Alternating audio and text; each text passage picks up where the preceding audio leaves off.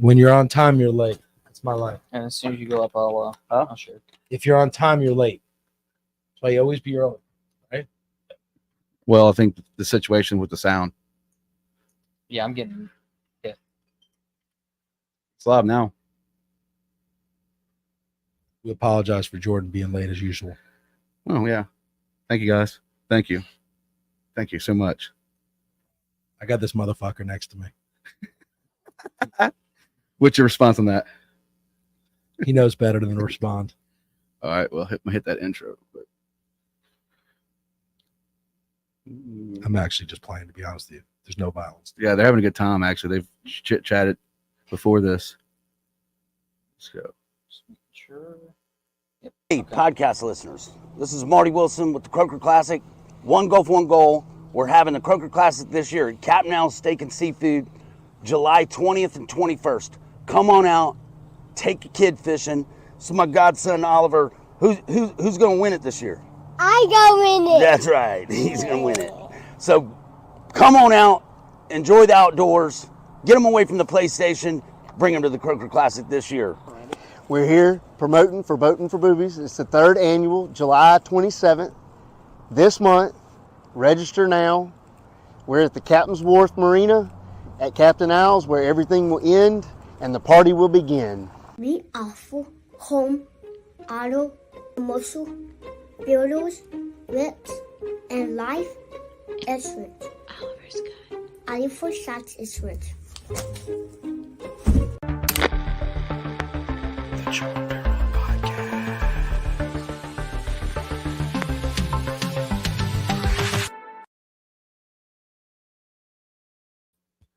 Boom. I think we got it to everybody. Yeah, we're here. All right, guys. We're going to be having a discussion. First off, when we start doing this, is all no violence, no roughhousing. I seen it was Jarrod earlier through that swing and kick. I had to block it. I know. After meeting him in person, I'm really, really nervous. But anyways, go back and forth. You know how this all started. That's one thing me and you talked about is, of course, Ivan Spinner, and then how do you pronounce your last name? Fusco. Fusco. So Jarrod Fusco. You guys know what's going on here with this. Could we go into, me and you were talking about, could we go into like how did all this started before the container village? Can we start with that? No, but I appreciate you having us. I think it's going to be great. I appreciate you coming, kind of giving everyone both sides of the stories, just seeing kind of what I'm thinking as the future of the container projects and why I'm so passionate and I really like it a lot. And I'm excited to hear what Jarrod says about the people in Edgewater and the other surrounding areas. I know he's taken a big step into trying to get some different stuff done in the city of Biloxi, making sure people are following rules and regulations. So I'd like to hear on his side. But remember, as I tell everyone, there's 3 sides to every story. You know, he might have some people for, against, whatever it is. And so I think everyone will be able to hear my side. And hopefully we'll come out of this in a positive way. Yeah. So, as Jordan said, I'm Jarrod Fusco. I wouldn't say that I expected to be in this position 3 months ago, to be honest with you. I know it hasn't been mentioned yet, but Wendy Lally, who is kind of a partner of mine, we got introduced only roughly 3 months ago. And shortly after we met, we started the West Biloxi Development Alliance. And then almost immediately, much to our surprise, was this shipping container project that we're here today to talk about. It was not something we expected to really be thrown across our table. It just kind of came out of left field. And we still haven't even formed as an organization fully to where we want to be. So she just commented. So so that's Wendy. So 3 months ago, y'all started this. It's the West Biloxi Development Alliance. Okay. Now you mentioned to me, but something happened with you with the city before you even knew about the containers. Could you get into that? So nothing really happened to me directly, right? It was more of, and I don't know how much of our audience, what they know, but this project was going to be built along the new entrance to MTCCC that's being built on Pass Road. And that's right between DeBees and Goose Point. It's about halfway point between the two. And that road right now, only phase 1 is under construction. And the college says they're not going to do phase 2, but phase 2, if they did it, and even their master plan still has it, would actually run up right behind my house. I live on Cove Drive. And what really started this for me, going way, way back when I moved here, and I've only been in Biloxi for roughly 3 years now, is that I actually had a neighbor that wanted to start an HOA. What a funny way to start. And my neighborhood doesn't have one. And so one thing leading to another, I started learning about the areas around me, neighbors around the area, and learned about this new road. So I took an interest in the phase 2 part of it. What is going to happen? What zoning is going to be along it? What's going to be built? And then that led to phase 1, which is the one under construction. Got with Goose Point on a second entrance project that's been proposed in 2022 into there that would touch off the road as well. And one thing leading to another, then we ended up looking at this project, the shipping container project, and it just basically moved south from my house. And then you went, and then, so did you go into, like, do you remember going to like your first meeting? Yeah. So the meetings that I went to first was just the ward meetings with our Ward 5 councilman, was the Ward 5 meeting. So I went to 2 of them so far. He only has them roughly, I think it's twice a year. And the first meeting was a meeting on the phase 2, where the college showed up and they talked about, they sent their, I believe it was their lead architect for the college. And they talked about the phase 2 road. And basically what it boiled down to is, despite the fact that we're building a roundabout over here and we only have one road in and one road out for a roundabout, we have no future plans at this time to build phase 2, which of course you can tell from my sarcastic speaking. I don't believe that for a second. But that was the first meeting I went to. And then the second one was on phase 1. Much to my surprise, there were many residents that didn't really have a full idea of what was happening with phase 1, as in that it was already approved a while back. I think we're going back maybe a year and a half that was approved, and they didn't even know about this. Yeah. So I bought, as soon as I saw on the news that they were thinking about it, and then that it was approved, I actually called Aaron's Rent Center, which is that building, and I actually purchased that building.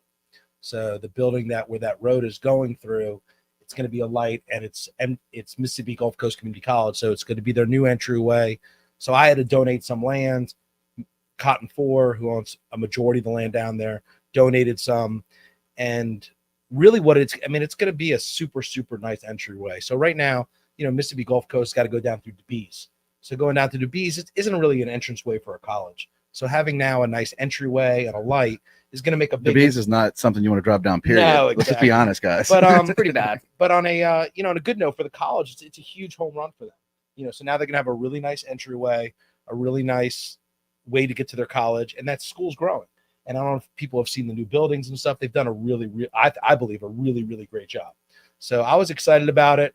I own the property, kind of tell you how it went. I own the property, was actually a little bit too big for me. So I subparceled it and I made a property in the back. And after looking at the maps, I was like the only commercial property really around there. Almost everything else was residential. There might be a little bit here and there, but almost everything was residential. And me being as a neighbor living in Goose Point, you always got to think of highest and best use and what's best for me as well. So the one thing I didn't want to do is I didn't want it to be like Pass Road. You go on Pass Road and all of a sudden, and listen, I've done a lot of development there. I didn't want it to be a vape stop or a vape shop or another taco place or, something else. So I was thinking, what can I do? So I always thought, in my mind, like, hey, it'd be great to, if everything else is going to be residential, let's do some residential. And after meeting with Blocks Building, those guys, and Frank Willem, who they're amazing people and have great ideas, and really diving into what container homes are and even container commercial places are, I got really intrigued. And I dived in and I fully committed into it. So after doing that, I said, you know what, let me just go to the city and make this parcel, which is commercial because everything else around it is residential. Let me just try to make it residential. And for me as a developer, as I've talked to you earlier, I mean, I lose money. I mean, you want commercial land is worth much more than residential land. But I just thought, it'd be a lot better just do it all residential. But meantime, we went to the planning commission. We won 14-0. Went to city council. We had a bunch of neighbors that were objected to the property, which I understand, good, bad, and different. I thought for sure they'd be more objective to the commercial space, but they didn't want the residential containers, which I understand. And we lost 4-2. I think there was a lot of misinformation on both ends. I don't think it was on purpose or vindictive, but when we first went, maybe the attorneys drafted up wrong or whatever the applications were, but there's a lot of misinformation. So when they went out and kind of went to the 150 people and they decided they didn't want it, I think a lot of them were misinformed, just not knowing, understanding, and signed stuff they really didn't really know. So of those 100+ people, I don't think all of them are against it, but I think there's a good percentage. So I'm completely content doing commercial there. But I wanted to let them know, and all the neighbors of Edgewater, I could literally go on their backyard across the street, literally on their backyard, not across the street like I am, and build exactly what I want today as I had then. So that's what that's what confused me so much. I could literally buy the land behind them and build those container homes exactly. And one thing that people don't realize is I love doing commercial real estate. I love doing development. This is not my main gig. I'm in the insurance space. Most of my businesses run down in Florida. So it's not like something I'm doing because I'm like, oh my God, I'm making a fortune. I'm doing it because I really want to benefit the community and I want to make it better. And me living in Goose Point, literally the development next to it, I wanted to think the highest and best use and what would look best there.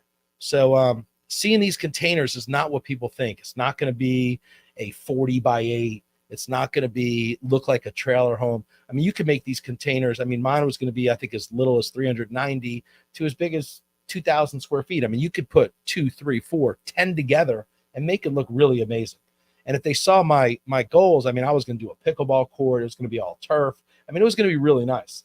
But either way, I mean, it's not a big deal. I'm excited to actually now go back to the drawing board, do some commercial.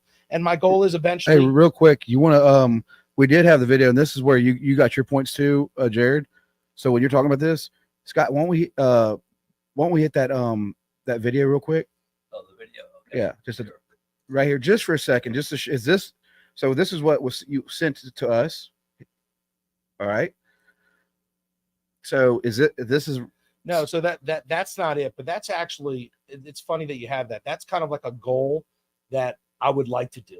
So that's not actually the parcel that I have is a much smaller parcel. Okay. It's only 6 of them, but this is like a eventual goal of if I just like say, if I did end up buying the property around there, or if I bought the property in another area, this is kind of like the conceptual thing that we want to do. Now we are looking at another. It's like a small little university. Yeah. So, and we thought something cool would be like this, especially around a college area. You go with that. So, this whole area where this new road is, I mean, I know a lot of people think, oh, they're container homes. These homes could be nicer and they're much more expensive to build than a stick-built home.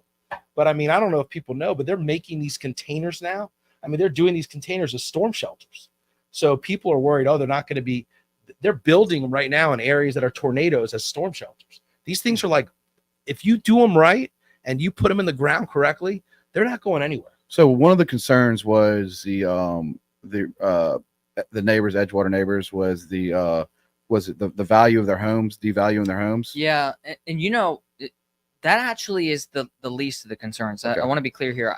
When we went into this battle, right, and we had a little bit of conversation before the stream started, but I made it very clear that this disagreement that needed to be resolved by city council really needed to be based on what the law was, right? So the petition, we mentioned the petition actually was based on not necessarily the law. It wasn't a nuanced way, but was based more on the feelings that some of the inputs I was getting. So I know the appearance was like, I sat there and I drafted up these disagreements that like I had. That was actually inputs from neighbors after we gave the application. And that was, I wanted to make sure that I had collectively taken some of the inputs and concerns that were out there and put them in that application. But I knew that a lot of those inputs were not legal arguments. They were not going to win anything at all. Sorry, going back, what was your question again?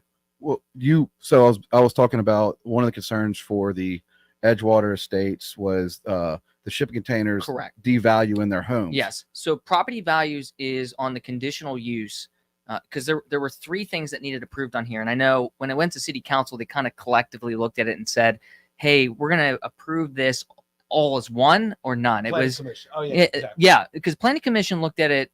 They took two variances and the conditional use, and they dealt with them separately. Even though we knew when the conditional use was going to get approved, it was a done deal with the variances. But the conditional use requirements, there's essentially 9 criteria, and there were 3 I told the residents that they needed to focus on. One was for the public good, and that was meant to be reflected in the petition. Was, hey, if the general public in the area is against it, that's an easy thing to go after, right? The other one was property values, but I made clear, I said, hey, when you go to city council and you talk about this, we can't really, and actually I think city council pointed this out and did a really good job. Actually, it was Lawrence that did this, Mr. Lawrence of Ward 1, correct? But Ward 1, he said, we don't have examples in this area where we can say if you were to build this, that it would hurt or help property values. And I think that was a very honest answer because I have no way to prove that. And I told the residents, I have no way to prove that. I have no way to do it. And then third is that it matched the character of the neighborhood. And that was the strongest argument that I believe was the one we can make. I said, hey, the one resident, and I'm sure it wasn't much to your pleasure, mentioned, a mobile home without wheels. That was sort of the viewpoint of the residents was, okay, this doesn't match the character of the neighborhood. This type of design, these small homes, whether they be shipping containers or not, in a very small area this close to what we really, even though it's not by the city, called a historic neighborhood. It's not labeled a historic neighborhood. I think someday it will be, and I think it should be.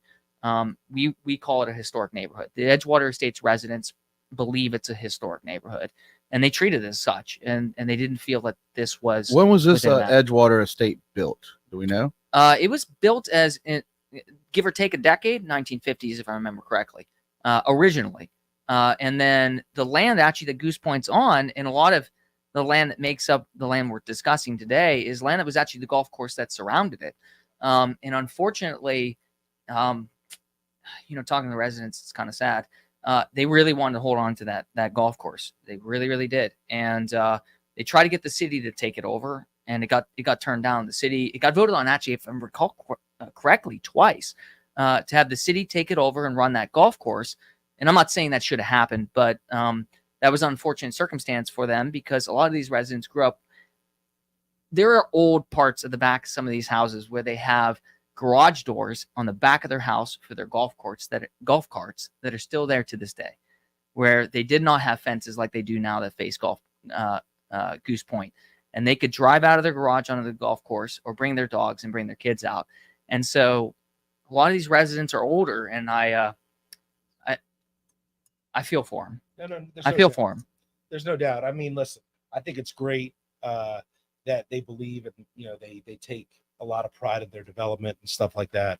So, out of no disrespect at all, was I trying to do this to make them feel bad or to be like, oh my God, this is so different than what's out there today. But I do want people to know is like, hey, me doing commercial, benefits me as a developer. I went and did the opposite. I went and said, hey, you know what? I want to try to make this to be more benefiting for the customers and for the people living around there. And I didn't want it to be another pass road. I didn't want it to be a tattoo place, a vape place. So either way, I think it's a win-win for me, and I think it's a win for everybody else that's going to be there. I mean, we're going to do something neat, maybe like a cool little coffee shop, something cool, but I want to build it out of containers because I do believe in the product and I believe in what is going there. And the good thing is now I don't need to go get approvals. And if I do happen to buy a piece of land across the street, I could just go and build. I don't need any approvals whatsoever from city council. So I just want people to realize that, and, am I going to do it? I don't know, but can I do it? Yes. Is it something I'm looking to do? Yeah, possibly. So there's a bunch of things, you know, I'm not going to tell someone I'm never going to do it or not going to do it, but I did tell you guys in city council, and I'm not going to fight it, which I could go fight and try to win again. I'm not going to go fight it. I said, if you guys are against it and I lose, I lose. I mean, I'm a big boy. You can't win every battle. And it is what it is. You know, one of the things is I want to make clear is, you know, some of the accusations that a lot of the neighbors said and other stuff is, and derogatory towards me and to others, it's just, you know, it's immature and it's ridiculous. You know, I mean, if people thought I was trying to go push us down, you know, they kept saying I'm trying to run a square peg through a round hole. I mean, it was completely untrue. Or I should have went to them and I bullied this through, which is another completely untrue thing. I mean, this is something that I was doing, which I thought was beneficial to the whole community. And listen, you know, everyone's got different opinions. I think some people are for it, some people are against it. But I do believe this container thing, container village or container concept is not just good in this area, but I believe around the coast. I think it's going to be a massive hit. And I think I'm getting a lot of people that are reaching out to me, and a lot of people are reaching out to Frank Willem at Blocks and saying, wow, this is another really good alternative to homes. If you really go see it and stuff like that, and you look at the design, the way it's made, I mean, it should last. I mean, it's going to last a lot more than any stick-built house. Insulation, electric bill, everything about it is a win-win. And, you know, one of the reasons why I was going to do it is I wasn't going to get insurance. I didn't need it. I wasn't going to insure them, you know, so I was going to have liability insurance, but I wasn't worried that a storm's going to take it away. You know, you go build a brick house, your roof could be gone in a second. You know, anything could be gone. On one of these container homes, the way they're built and the way Frank builds them, I mean, they're the highest certification you can get. He's the only one in the state of Mississippi and Alabama to even have it.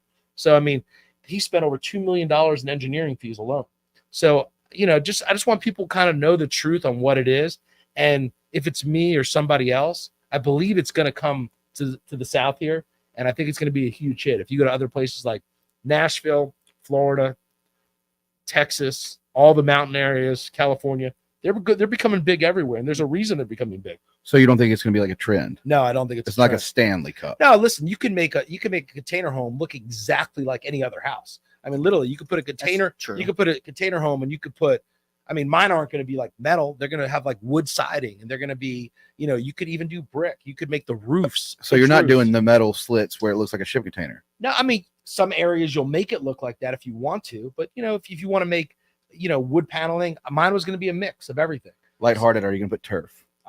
Everything I do, I'm turfing everything. So my 2-story ones would have turf balconies. Okay. Listen, I'll turf anything. Okay. I know you. So, you know, I would even turf your head. I think you look better with a little turf hair. Maybe. What about the roofs? You could turf. The roofs. You could turf the roof. Put gardens up there. Oh yeah, you lot could. Of people.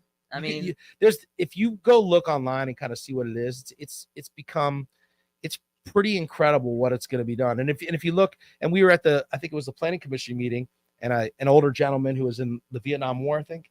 Yeah. He was in one of the wars. He's like, the scary thing is when I was in the war, we lived in them. Like they would bring them in helicopters and drop them. And then when they had to move them, they pick them up in a helicopter and drop it somewhere else. That's how bulletproof they are. And I know you don't think so, but these things are made. I mean, it's made out of corn, which is the same thing that these new bridges are made of. They're not made out of, they're not like there's zero comparison on earth, a mobile home or a stick home. Compare that. I'd put a container project up against any home built in the country. What's your response to that, Jarrod? I know. What's your response? Let's start one thing at a time, right? So Okay. we can go back to the quality. I know the quality of shipping containers is going to be a huge subject, but I want to go back to, you know, you mentioned the people feeling like you were a bully, right? You know, there's a saying I've been taught over the years is that, you know, you can't help the way people feel. Like if people feel a certain way, they feel a certain way. And the question is, why do they feel a certain way? And I actually want to give you an example you actually kind of showed again, right? You said, look, and you said it early on when we were battling it out on Facebook that I can build a tattoo parlor that can do that, right? I want to tell you right now that to me and the community felt like a threat. And I don't know if you didn't feel like if that wasn't the intent, I'm just telling you, it sounded like one, right? No, but that's what I was saying is why would you want me to? There's so much commercial land on Pass Road. Why would you? Yeah, and I Why have an would you answer. want? That's what I don't understand. Yeah, and I have an answer to that one. So I made a joke earlier. I said I'll save it. Right? Is that there's a lot of residents that are north of Pass Road right there. You got Goose Point, you got Edgewater Estates, you even got Madison Apartments, Yola Townhouses, Channel Mark, Cove Drive. You got all these places that are north. And what's one thing they have in common when it comes to commercial? Well, if you want to go anywhere, you got to get across Pass Road because there isn't anything north of it. There isn't anything worthwhile, like as far as restaurants or bars, north that is in walking distance. It isn't there. So if you go any more north, you're hitting your water. No, It's no, the back bay. no. I completely understood. But my point is, your location is a perfect location for what we're asking for, which is on WLX. When I mentioned, and I wasn't joking, although I regret the way I said it. When I say like a location where there's multiple container bars, where there's a stage, and you got not multiple container, but multiple containers, and you got maybe a daiquiri bar or a daiquiri container, a pizza container, a taco container, an ice cream, or whatever it might be. My point is, and I don't know what your plan I hear is. what you're saying. Yeah. But remember, you have a half an acre. I know. You can't put all that stuff in a I half know. an acre. Almost everything around it is residential. I know. So I hear what you're saying, and I love the concept. But remember, this is a brand new road I know. that's really going in and out to a college. It's not like these other areas. From Goose Point, the only way you can get to it is you got to go to Pass Road. From all these apartments, the only way to get to this road is you have to be on Pass Road or walk. Yeah. or walk. So whatever it is. So you can't say, oh, this is closer, because no matter what, you have to go on Pass Road to get to this road. You don't if you're coming from the north, and that's my point. The north is the college. So no, the north is us. I'm talking about north, like as in Edgewater. So would it help to put up the zoning map? yeah, Like, but I'm what I saying mean? is you so don't. so people know what we're But talking you about. don't have a lot of homes there. Remember, this is 100 feet from Pass Road. I know. So it's not much closer than Pass Road. Yeah. It's 100 feet. No, what I mean is, you don't have to play Frogger to go somewhere. So a lot of the reasons that places like the ice cream parlor and the new Adventures bar that they're building, that's taking over, what was it, a sushi place, right? The problem is I'm still not going to walk there. I'm not going to bike there, and I'm not going to walk there because I got to get across Pass Road. That location you have when this road is done, in my opinion, is a premium location for residents and students alike. I agree. To walk there. And I think you almost got it up. To walk there with their families, because I can tell you, I don't have a place that I can go to that I don't have to get in my car to. I have to. I'm not walking. I got a fourth kid on the way, and I know you got 4 kids too, right? Three. So you got 3 kids. I got a 4th kid right now. I'm not crossing Pass Road with 3 kids and my wife. I'm not doing it. And I want to walk. I want to walk there, and they do too. And they've made it clear. So as you know, the viewers can see now. So the red box, and I apologize, there is a mistake there, you might know, but parcel A, parcel B, those are reversed as far as. But anyway, parcel A that's listed on the diagram is where this would have been. But that area there, that road that goes north, if that continues on like they're planning, and I know you can't see it, but if it continues on, it'll go behind my house and go up to Channel Mark behind the college. And I can tell you now, my neighbor owns one of those fun electric bikes. Yeah. And he loves taking that thing out and going places. And I can tell you right now, a lot of neighbors I've talked to up there, and they're farther away than Edgewater Estates that's right there. They would absolutely love to go down there and go to that type of place. And I know the land is small, but you got that weird chunk of high density residential to the left there of your parcel that I know is owned by Willem as well. I would love. You want to go back to it? It's fine. You can go back to it for 1 second, Yeah. but I know it's owned by Frank, and Frank and I Yeah. have discussed it. Yeah. It's not a big piece of property. I just so know. it's very, very small. What, also, quarter acre? Yeah, so it's very, very small. But let me ask you: do you have any background in like development? And honestly, I don't think a lot of people know what you do or what you've done. So maybe you just kind of want to explain it. And we were discussing a little earlier. So my background is in cybersecurity and project management, right? So to me, and I understand it's not real estate. I'm not going to sit here and try to act like I'm a real estate professional. It's not I'm not that guy. I just love to read and love to learn about a lot of different things. And it's helped me no matter where I've been. But my father has been in insurance for 40 years. He used to be in realty for a period of time, and I grew up having conversations about pretty much anything to do with land money, anything you might deal with. So while I can't say that I'm a developer, I don't have the skill set right now. It's 100% true, but you do. I understand that, my vision may, as things lie within this property right now, may not be feasible. Yeah, I acknowledge I that. understand. But that doesn't mean they wouldn't love to see it. No, I would just love to see a way to get there, I guess is the way. But one thing I want you, if anyone, I don't know if everyone's able to see this, but if you look on parcel A, 1 second, Ivan. yeah, if people are able to see this, they're showing. Are you able to? Okay, so if people are able to see this little link here. Just bear with us, guys. We're trying to throw stuff up. And I think it's good. I think after you guys see this stuff, I think it's really important. We get questions from the people out there, because I think a lot of people have concerns and comments, and some good, some bad from me, and some good, some bad from Jarrod at Subway. And we can go forward on that. Are you gonna let them do that? But no, I'm just. It's not like I haven't heard the joke before. I know. I mean, I am. No matter what, I'm naming this project after Jarrod, so it's going to be good. So, because he made fun of me naming after my son, so I'm going to name it after him, and it's going to be Jarrod a Subway. But hey, parcel A, if people can see it, can they see this online? Yeah. All right. So parcel A is the property where we're talking about. If you guys look at the pink area, that's really the only area you can actually do commercial. So that's just fine. So now that will be commercial. But what he's saying is all these other areas are all subdivisions that people would like to walk and take their bikes and everything else like that. But what people don't understand is there's going to be no entrances from Edgewater Estates or from the Cove or any of these other ones going into this road. So unless they're going behind people's backyards to drive their bikes or walk, they're not even going to be able to get on this road unless they go to Pass Road. So, if that's the point you're making, yeah, that's So- true. They'll have to take the sidewalk on Pass Road, but they don't have to play Frogger to get across. I That's understand. the But point. what I'm trying to say is, you guys are like, oh yeah, commercial, it's Cut it. closer, Stop. nicer, safer. This road's going to be a great road, but really this road is going to be just a road, an access road going from Pass Road to the college. And if you look, what we're doing is obviously being with the engineers, we're going to be making entrances into our parcel. And I know Mr. Four is going to be making entrances into some parcels that he's looking to do. But, this road, the access, like you're saying, to Cove Drive and to Edgewater, that they can just go in their backyard, walk down this road, and they could be in this subdivision that you're talking about.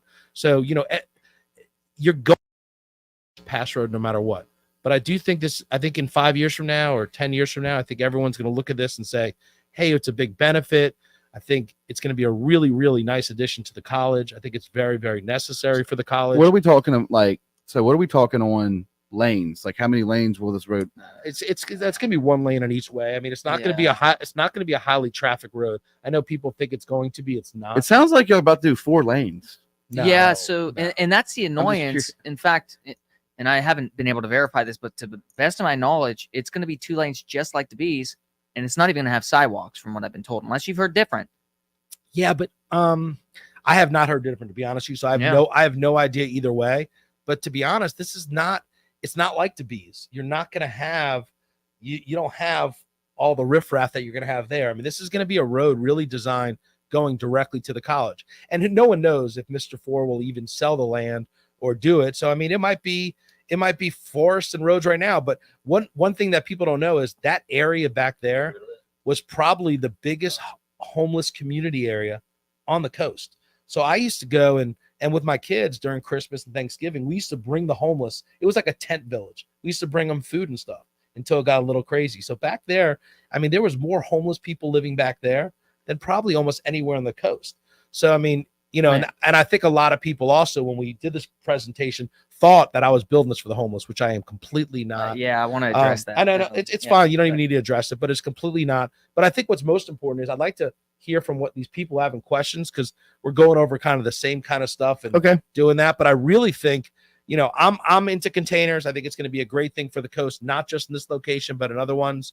I have a passion for it, and I think it's going to be a great addition to the coast. And I think it's something very much needed. If you go to Sandestin right now, they're doing all these pop-up ones with high-end stores from Bal Harbor. You could do like a pop-up Lululemon, a pop-up whatever else it is. So it's just got a lot of really good upside.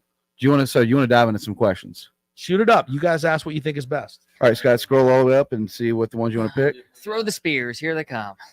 I'm about to get some more ice. Do you need anything or good? I'm good for now. Okay. All right. First off, there's nothing's really jumping at me.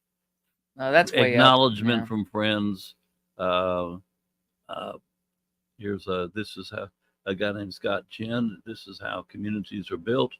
Communication's key. Keep the gloves clean, boys. Hey, I'm pretty shocked that Katie uses this vulgar language. She called me a pussy. So Yeah, Katie, that's pretty Well, she impressive. did. I mean, okay. I actually was going to pass on that one, but I think the questions at this point are probably down in the new comments because you made the announcement. So yeah.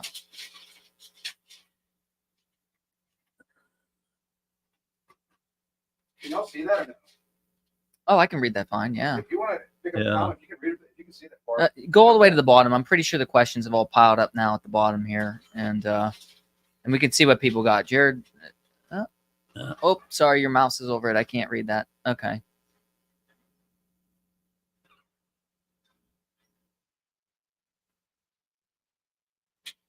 so you see right here, like John Marino, Jarrod, my brother in Christ. You choose to live in a neighborhood that doesn't offer the things you want. Biloxi offers several walkable neighborhoods. Maybe you should look into moving to them. And that's kind of and not to bash you or anything like that. Even though I am going to bash you, that is kind of what it is. I mean, people that want to have this walkable community in this area in West Biloxi and north of where we're at, they're not walkable. They don't have those places. You're on Pass Road. And if you want to walk on Pass Road, you are going to do Frogger. One of the things I love about Biloxi and the coast is I'm from South Florida. And, people complain, like they argue everything about traffic. I mean, one of the greatest things about the coast is here. I know no matter where I go, it's 10, 15 minutes away from everywhere. I think I've been here 15 years. I might have been in 2 traffic jams in my entire life here. That's one of the beauties about this place is people are like, oh, it's going to make traffic better. I see people complaining about where Rouse's is going, and they're gonna put a Chipotle and a you mean a Chick-fil-A? A Chick-fil-A, and they're complaining about God's the traffic. chicken, God's chicken. Yeah, God's chicken. They're complaining about that. I'm like, this is the stuff we need. If you guys want better things on the coast, you need tax revenue. And the only way you're going to get tax revenue is you need development. Yeah. And if you get development that leads to one leads to another. And everyone's like, I want more parks. I want more pickleball courts. I want this. The only way you can do that is through development. Yeah, nothing comes free. John, I want to thank you for your comment. Honestly, I really appreciate it. I want to clarify because I don't think I said this earlier. I don't live in Edgewater Estates. I actually live about as far as Ivan does up north. I live on Cove Drive. So this is not, which is the same, which is you're pretty much saying the same thing. Yeah. You don't live in a walkable. Yeah, I don't live in a walkable thing, and I'm fine with that. You have to understand, I'm not complaining that we don't have walkable stuff. I'm just saying that we can benefit from walkable stuff, and I think that's a fair thing to say. At the end of the day, and I know a lot of people have mentioned in comments before about property rights, and I want to be very clear. I 100% respect property rights. This was not a property rights issue, and I think it's not. The reason, and Ivan has expressed this, and it's been nuanced for some who maybe aren't as well versed into development. And I'm not saying I'm an expert, but the only reason that this project had to go to city council is because it wasn't within the rights given of the land that Ivan bought. And correct. You said like 2021, right? Is about when you bought it? 2021, 2022, something like that. But anyway, point being is a couple years ago. And when he bought it, it was neighborhood business and it was all one parcel. Actually, correct. It was only like 9 months ago or something like that it got broken apart into 3. But something I want people to really understand that's important here. When you buy a piece of property and it's zoned a certain way, you're buying rights to do on that property something within that zone. That might sound to somebody as if I'm talking down, and I don't mean it at all, but it seems to be that there are those out there that think dirt is just No, dirt, and it's not. No, you're 100% Yeah. right. And honestly, you guys are helping me. When I I'm bought, glad. I'm when okay. you guys bought, when I bought this property, I knew it was commercial, and that's what I was excited about. Yeah. I wanted to originally do it commercial. I wasn't going to do it commercial and went to residential because that's what I believed everyone would want. So Yeah. now that I know that not everyone wants it commercial, it's fine. I have no problem with it. But I do want the neighbors to understand is if I purchase or Jarrod purchases or Jarrod purchases Jordan purchases. Sorry, Jordan. You can call me I Jarrod. I'm call him fine. Jarrod. I mean, you guys don't look alike. You got a lot more hair. I could literally behind their home do exactly what I'm proposing behind their house, not across the street where I'm at, behind their house. So, sometimes you don't want to, I know what you're asking for and wishing for, but sometimes it doesn't make logical sense. And listen, I'm super excited. Now I'm going back to commercial. It increases the value of my property. But when I originally did it, I was doing it for the benefit of my area where I live and the people around me. And obviously I was mistaken. Somebody's phone's going off right And now. I was Is that mistaken. yours? My phone continually goes off. You got it on silent or not? It's on somewhat silent. So let's ask some more questions. Let's see what they are. All right. Actually, this one was kind of interesting. Moved it down. Just don't highlight over it because they can't see it. I know. Okay. I know. So this one suggested, Jarrod, switch positions with Ivan. What would you build on the property? I think we covered it. I mean, I know that sizing can be an issue. I got to ask, have you considered recombining the properties now that the project didn't work, parcel A, parcel B, so that you can do a bigger project and maybe buying that piece of multi-family residential from What do you mean parcel A and parcel B? Parcel A is a building, which is already being used. Oh, sorry. So parcel A, parcel B, as listed on when the split happened. Now it's 3 parcels. Yeah, so parcel A and parcel B it's one parcel. It's I know it's 2 parcels, but I think it was always designed that way. So we just made that's going to be one. Okay. The whole thing anyway. So there's the building, and then there's the land that's not. We'll Exactly. just say it that way to Perfect, make it perfect. easy, right? And I don't want to put you on the spot, but has Willem looked at selling you possibly that small piece behind so that you can do a bigger project? We did, but it really, to be honest with you, it just Not enough. Like literally, you'd be add one or it's just not significant. The only way to really do it, if you want to do it to the level that you're saying, is knock the building down. Either A, number one, knock the building down, which I definitely don't want to do, or B, buy the land going to the north. But then that land going to the north is a residential property and not a commercial. Which and I can't speak for all Edgewater residents on this one, right? But you'll notice I hate to have you bring it up, but it's fine. I think most people know what it looks like. But if I were king for a day, which I'm not, because I own none of this property, right? You are king behind the computer screen. Well, I mean, you type like you're a king. Yeah, me and you are like, I think on that one. I think you're a little bit better than me. Well, Can y'all get in? Can we dive into like some of the stuff y'all went back and forth on the computer with, or y'all don't want to share that? I mean, listen, was it was it some bad stuff? I refer to it as trolling, and I think that was a little bit too much, but. No, so listen, everyone knows kind of my background, and, I've had some good times and I've had some bad times, and I'm the first person to kind of tell everyone the way it is, so I kind of look at like, hey, not everybody's perfect. You've had some issues in your life, and you kind of prove yourself wrong that everyone's made mistakes, not even if you did them or didn't or not. So, I'm good with that. I always try to defend like kind of the underdog guys that are going through situations. So one thing I don't like is when people, hit people when they're down. And just like this last election with Jamie Creel, and not wrong with Mac. And I have nothing against Mac. I don't know the guy, whatever it is. My goal is, in anyone that's running, especially for city council and in Biloxi, is I always want to go for the people that I believe is going to be the most beneficial for Biloxi.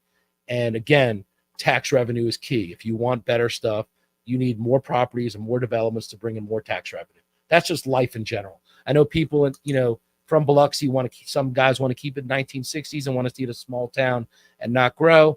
But the only way to get bigger and better things is you need tax revenue, and that's just life. So that's why I was for Jamie. I've known Jamie since I've been here 15 years. Great guy. But, he had a little bit past. I think some of the stuff they did, Mac did, Vincent Creel, which is related. I thought what he did was disgusting. I think bashing people when they're down or doing kind of stuff like that it just is a horrible way to do business, horrible way to live.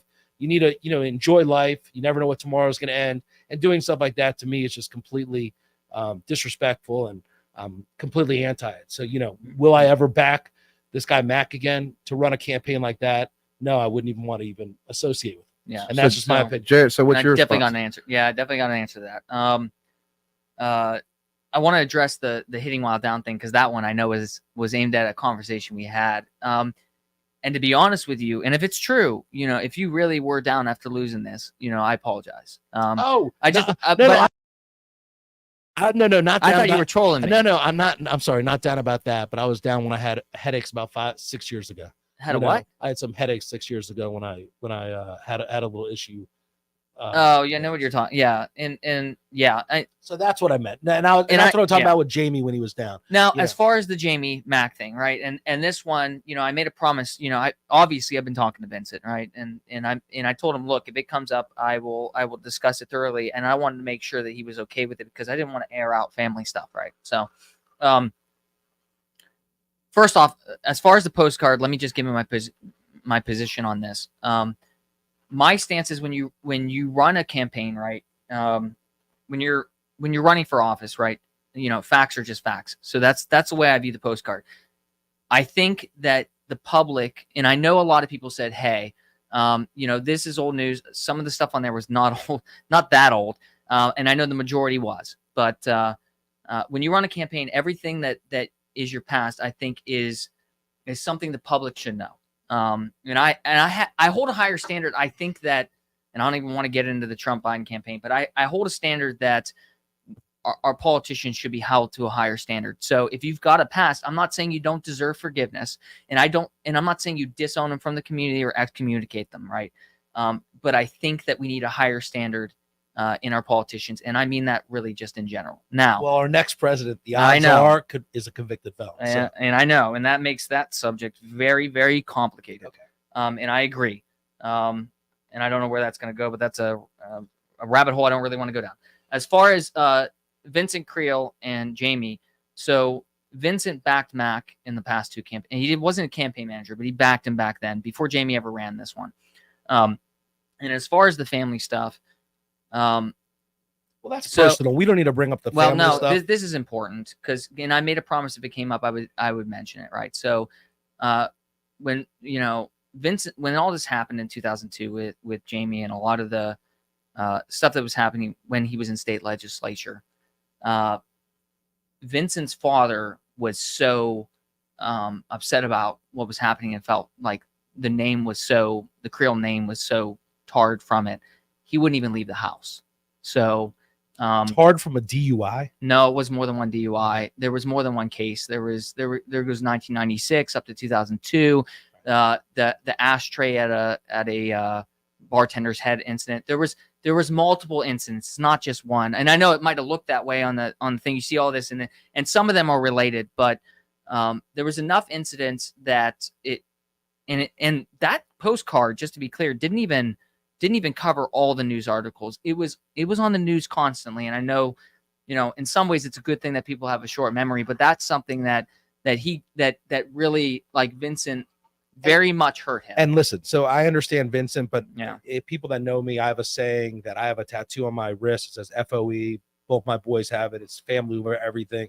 Just doing stuff like that to your family or friends, I'm just against it. So no matter what you do or didn't do, Jamie upset his grandfather and the guy couldn't leave the house. One thing, what he did, you just don't do that. And I don't think you do it anyway in any kind of campaign, especially in a small town. I think it's going to hurt him in the long run. I think Mac, if he does win, because I guess it's not validated yet, I don't think he's going to be there more than a year. So that's just my personal opinion. I know a lot of people that are going to look to run next time, and possibly Jamie again. I just think when you run on your merits. You run on what you do. You don't need to run bashing someone that someone did 20 years ago or 5 years ago or 3 years ago. So that's how I feel, but everything's different. Nothing else to talk about on that end of it. Let's see what people got. See what people got. That was awesome. Yeah, welcome. Yeah, dude.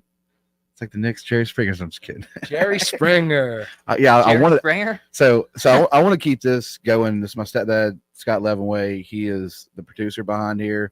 This is his first time running this stuff. you guys be patient because we've been working really hard to get this back. This is something, I had Ivan on a few years back on the show, and he was like, hey, definitely we should do, like, I want to get on, but have discussions.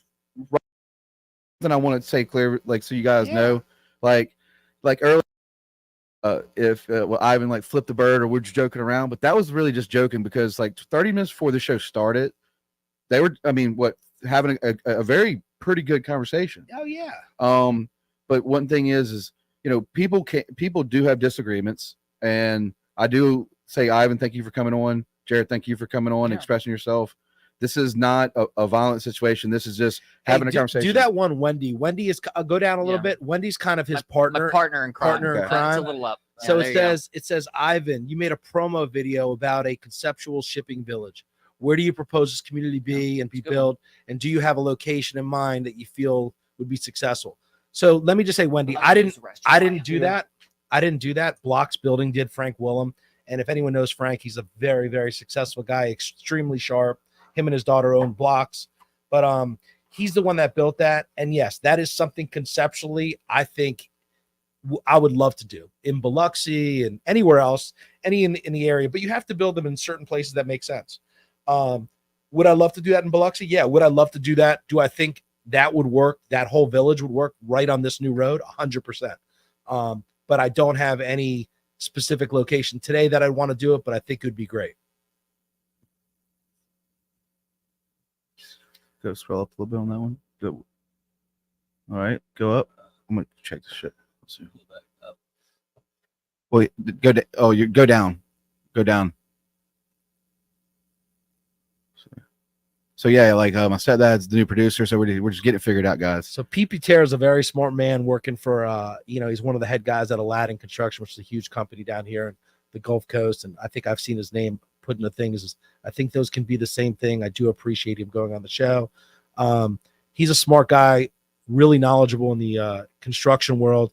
I think most people just reading this understand the container thing. I think there is a need, and there is and I think people will like it. I think when you do it correctly on the commercial end and the residential end, I think it's really, really attractive. And I think when people see it done and done correctly, they're going to understand. Like, I don't know if you know some of the projects I've done here on the coast, but the one thing I do is I pride myself on if I'm going to do something, I'm going to do it right. I'm not going to half-ass it. I'm not going to rig it. All the contractors that have ever done stuff, I think they'll kind of vouch for me. I'm going to do it right. I've taken projects, that were complete, utter shitholes on Pass Road, and partnered up with some guys, Jernigan and other ones. And we've kind of revamped that whole Pass Road area. I'm doing those condos on the water in Gulfport. Hansborough Point, you're talking about. Hansborough Point. Tower 1's done. We're almost finished. Well, next 60 days, we're done with the restaurant and the bar down there. And then we'll go to Tower 2. It's been a little bit difficult for me because my developer I've had 15 years, an amazing guy, Garland Pemberton. He's moved to Florida, so he's kind of put me in a situation. And then I've done the Bella in downtown Biloxi, and I'm looking to do another project in downtown Biloxi. I mean, one of the things for me that scares me is it's going to be very, very hard to do any projects in Biloxi going to city council to get approved. So now you just really got to do projects that are pretty much you just automatically do it. You just need to go for permits. You don't need approval. You don't need variances. And I know some people have said to me the other day is, you're going for a variance. And I think you might've wrote this or someone did the other day saying, yeah, but you need a variance and you didn't get approved. Rules in life in general, when just because it's the rule or a law, the reason why you go for these things is because sometimes things need to be changed.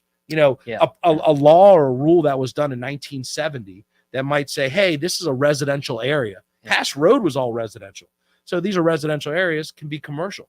Things change, and they change for a reason, good, bad, and different. Yeah. Some people don't like development, but if there's a certain area that was only residential, like Pass Road or whatever it is, or Howard in downtown Biloxi, and now it's becoming commercial, there's reasons why people want changes and developers want changes. Yeah. And just so you know, like I'm more of like an investor, and I have vision just from traveling, but I don't know much about construction or anything like that. Okay. I'm not actually book smart, or I was a good student. I graduated Penn State, but I was never a great student. I'm not super. I can barely spell. Thank God for spell check. But I am good. I am good. You know, I think having a vision. You know, my wife helps me out a lot on the designing and stuff like that. And I try to surround myself with the right people to do the right projects. And I one of the other things I see a lot of people always say. 1 second, something happened. Hold on. I don't know if they can hear us or. Can you hear us? Yeah, I think they can hear us. What he lost visual. One of the things that I will say is just visual. They talk about containers, about no one's going to maintain them and they're going to turn into shit because they're not going to be maintained. That's an any project. That could be a stick build project, a full blown concrete project, no matter what. So I'm going to pride myself. I'm going to build something and I'm going to keep it. I'm going to maintain it. So I just want the neighbors to know I'm not looking to build something and run. Yeah, and you know. At no point have I looked at your previous, and that was a big, that was a big point that was made at a lot of the meetings, right? Is your previous work. I'm happy about it, but it also bugged me, right? Because I don't think when you're looking at each case that comes up in front of city council, I think they should be looked at their own merits, right? 100%. Now, with that said, I want to actually touch on something you said with the law. You didn't, I forget how you said it. It wasn't like laws are made to be broken or something like. I'm jokingly saying they're made to be broken also. but sometimes you can't get away with it. You know, and I've mentioned this before. So our comprehensive plan in the cities from 2008, it needs updated. The other thing is there's problems in the LDO, and I'm actually going to call this one out because I brought it up to city council, so maybe they'll fix it this time. But there's a part of the LDO, for example, where it has major tree permits. If you look at a table, and I don't know what LDL is. So LDO, so the Land Development Ordinance. Okay. The Land Development Ordinance really is the Bible of development here in Biloxi, the one that we have, right? There is a section where it says like for a major tree permit, and a lot of people get on trees, and we can go all day about that one, right? But in one section it says, the Director of Community Development is the approval authority for a major tree permit, but in the other section it says it's the Planning Commission. So there are problems that need to be fixed, right? And so I'll touch on a point that I think will matter more to you on this one. I think that variances and conditional uses should be rare. Now that might sound like I'm against it, but what that tells me is right now they're not rare; they're common, very common. You see it all the time at every one of them. And here's the thing about it for me is I think if our land development ordinance was updated and written in a way that meets the actual needs of the community, you wouldn't have to ask for variances and conditional uses. And this is why I say I'm not anti-development. I don't even think Mac's anti-development. I think he's pro-law. And right now the law is not written very well. It's just not. And when we started the West Biloxi Development Alliance, right? I hated that your project came up first. I hated it because my goal was actually that I wanted us to dive into actually supporting developers. I would rather be an entity where you can come to me. You don't have to. You got property rights. You don't have to come to me. I'm a nobody, right? But I would love for you to come to me and go, you know what? What's this area want? And I would love to be able to go, they want this. And you say, you know what? I'm going to do that. And then I come to city council and bring a mob of people like we did against your project instead of for it. I want to do that. I really do. And I want to see Biloxi developed. I want to see it developed, but developed in a smart. And I want to see it developed in a way that meets what the community wants. Because I know I haven't lived here a long time, but I'm telling you, it sounds like you love this city. I love this city. I haven't lived here a long time. Edgewater loves it. And here's the common truth about this. We all love the city. And even though we're over here and, I know, there are people that look at us like hating each other. And honestly, I thought we hate, like, no, but I think it's all fun and games. Like, I'm like, I'm like this back there. He loves the bash, but listen, this is it. Everyone asks me what I do in life. I tell everyone I'm a firefighter. All I do is put out fires in everything I do, from construction to insurance. I mean, literally it's just like nonstop putting out fires. And listen, the one thing as a developer, what sucks is you go spend time, money, and energy going to do engineering and planning and designs and everything else, and to go worry if you're going to get approved or not get approved. So I wasted a lot of time. I don't want that to be the problem. No. But I'm saying you waste a lot of time and energy. I wish in the beginning, and listen, it could be my fault. I wish in the beginning I would have known commercial because I would have done it right away. But it is what it is. You live and you learn, and these are lessons that are good. And, I hope to know if people want certain projects or not. One of the big problems is the people in Edgewater are typically older people. And, Sure. and there's other people down the street that might be a younger generation. So not everybody's going to want the same thing. And no matter what you do in life, you're never going to please everyone. Like if you're lucky, if you please 60% of the people in life, that's great. So real quick though, when the camera issue, had to fix that. I had this one thing that I want to hit with both of y'all and Jarrod too, but why so like with the permits and getting a business, why so much on them though? Like, let's say, if you have a development, because like if you have a development, like you buy a piece of property, you got a contractor, you're ready to go. A friend Shannon, Tavi's, Octavio's new spot, Benny's, like Pot Brothers. It took like 3 weeks for her to get her permits while they're sitting there and they're paying a lease. Oh, yeah, and they're burning money. They're burning money. Yeah, they're paying a lease, but it's 3 weeks, and they're just trying to stay open, but they're 3 weeks for a permit. Yeah. Well, listen, I'll tell you one thing. I'll give big props to Biloxi. Going through this stuff, good, bad, and different. Biloxi is really pro development and actually getting stuff done a lot quicker than elsewhere. I don't think I'll ever do a project again in Gulfport. I mean, Gulfport's an absolute utter disaster. I mean, talk about a disaster. I mean, you can't get anything approved there. And it's just, I think it's just leadership. It's their planning. I mean, it's just impossible to get stuff done. I mean, every developer I talk to, that's the one place they don't want to do stuff. And talk about a city, they have huge potential. I mean, you got the port there, you got a huge downtown, huge potential, and they've just like literally laid an egg. Like it's just impossible. It's really impossible to do it. Yeah. And I would tell the mayor this. I mean, when I talk, I'm going to talk to you the same way as I talk to anybody else. I mean, they've really shit the bed. And Biloxi has been, honestly, in the beginning, I was like a little worried. They've been great to work, and they're very pro development. And that's kind of really why I was kind of upset about like when I thought Jamie won, and I think Mac is going to hurt the people like me and other developers that want to come in, because when you go to him, he doesn't have, I don't believe, just from listening to what he says, he doesn't have the vision he doesn't have the vision that I have. Not that it's right or wrong and different. He has an older mentality, an older vision, and kind of looks at things different than I do. I'm not saying, hey, like his big thing is with these, with the parks. That's great. But the only way you improve these parks and improve everything else is you need revenue. And, when Biloxi is having problems on the revenue end, which I don't understand, because you have all these casinos, but say they're having problems on the revenue end, you need to build projects to do it.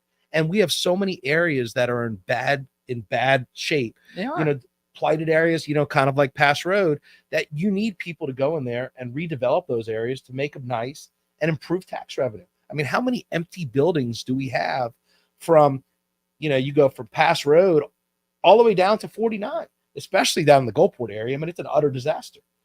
People have to go in there and understand the people that own it have to be willing to sell them at a good price or whatever it is. And people need to go in there like me and like others and willing to develop and spend their own money. That's a good answer. I mean, so Gulfport though, like you're. Oh, I'm done. I mean, Gulfport, once I finish Tower 2, it's not even that I'm done. It's just you can't get anything approved. I mean, it took me so he's done by their choice. It's just like 70 something days, but it's not just me. I mean, it's everyone. I mean, you talk to any developer in Gulfport, it's just, you just can't get anything approved. And it's sad. That is sad. It's just sad. I'm not a developer. I have friends that are developers. We've talked about this, and you've heard other developers talk about it. It's just sad. And, and hopefully, a new administration will come and they'll kind of control the building department and other stuff like that. One of the guys that is probably the best person in downtown Biloxi that has really helped Biloxi thrive and making them thrive is Jerry Creel. And so you know how I feel. I know you're anti Jerry Creel because I was at the meeting, but I will tell you one thing. Jerry Creel, what he's done for Biloxi, okay, he's probably the number one biggest asset on the coast. And I know you kind of went against him. And listen, there's some things, and I know your legal stuff. Oh, he filed it one day too wrong or didn't put it on the website. But I will tell you this: if someone that loves the community and builds the community and looking to do stuff, he's the man. And my stance on, and honestly, I don't know the guy personally. So, and I know a lot at city council, people have seen the video and they feel like it's a personal attack. And I'm like, no, it's a professional attack because my thing about this is, and I know the way you feel with Mac and others on city council, that they're anti-development. And I would argue that in every instance I've seen where they've denied projects, it had to do with law. And my thing is, this is why I say, and I know it's a pain in the butt, and I know it's not your strong suit, but I help me fix the LDO, help me get the city to update their comprehensive plan so I can help you develop. That's what I want to do. And then here's the thing: if we have it on the law, let's follow it. If we have it on the law and we're not going to follow it, let's take it out of the law. It's like everybody talks about the trees, right? Let's take out these protected trees, and everybody says, and I know it's not 100% true, but it sure feels that way. When live oaks get cut down, I'll tell you right now, and I make this joke, I feel like the city would approve cutting down a live oak to put a snow cone stand in at this point. I just believe that way. Like, it just is. Yeah. It's like you'll cut it down. So Jerry Creel is very good at getting things developed. But I again said earlier, smart development. Now, what does that mean to some people?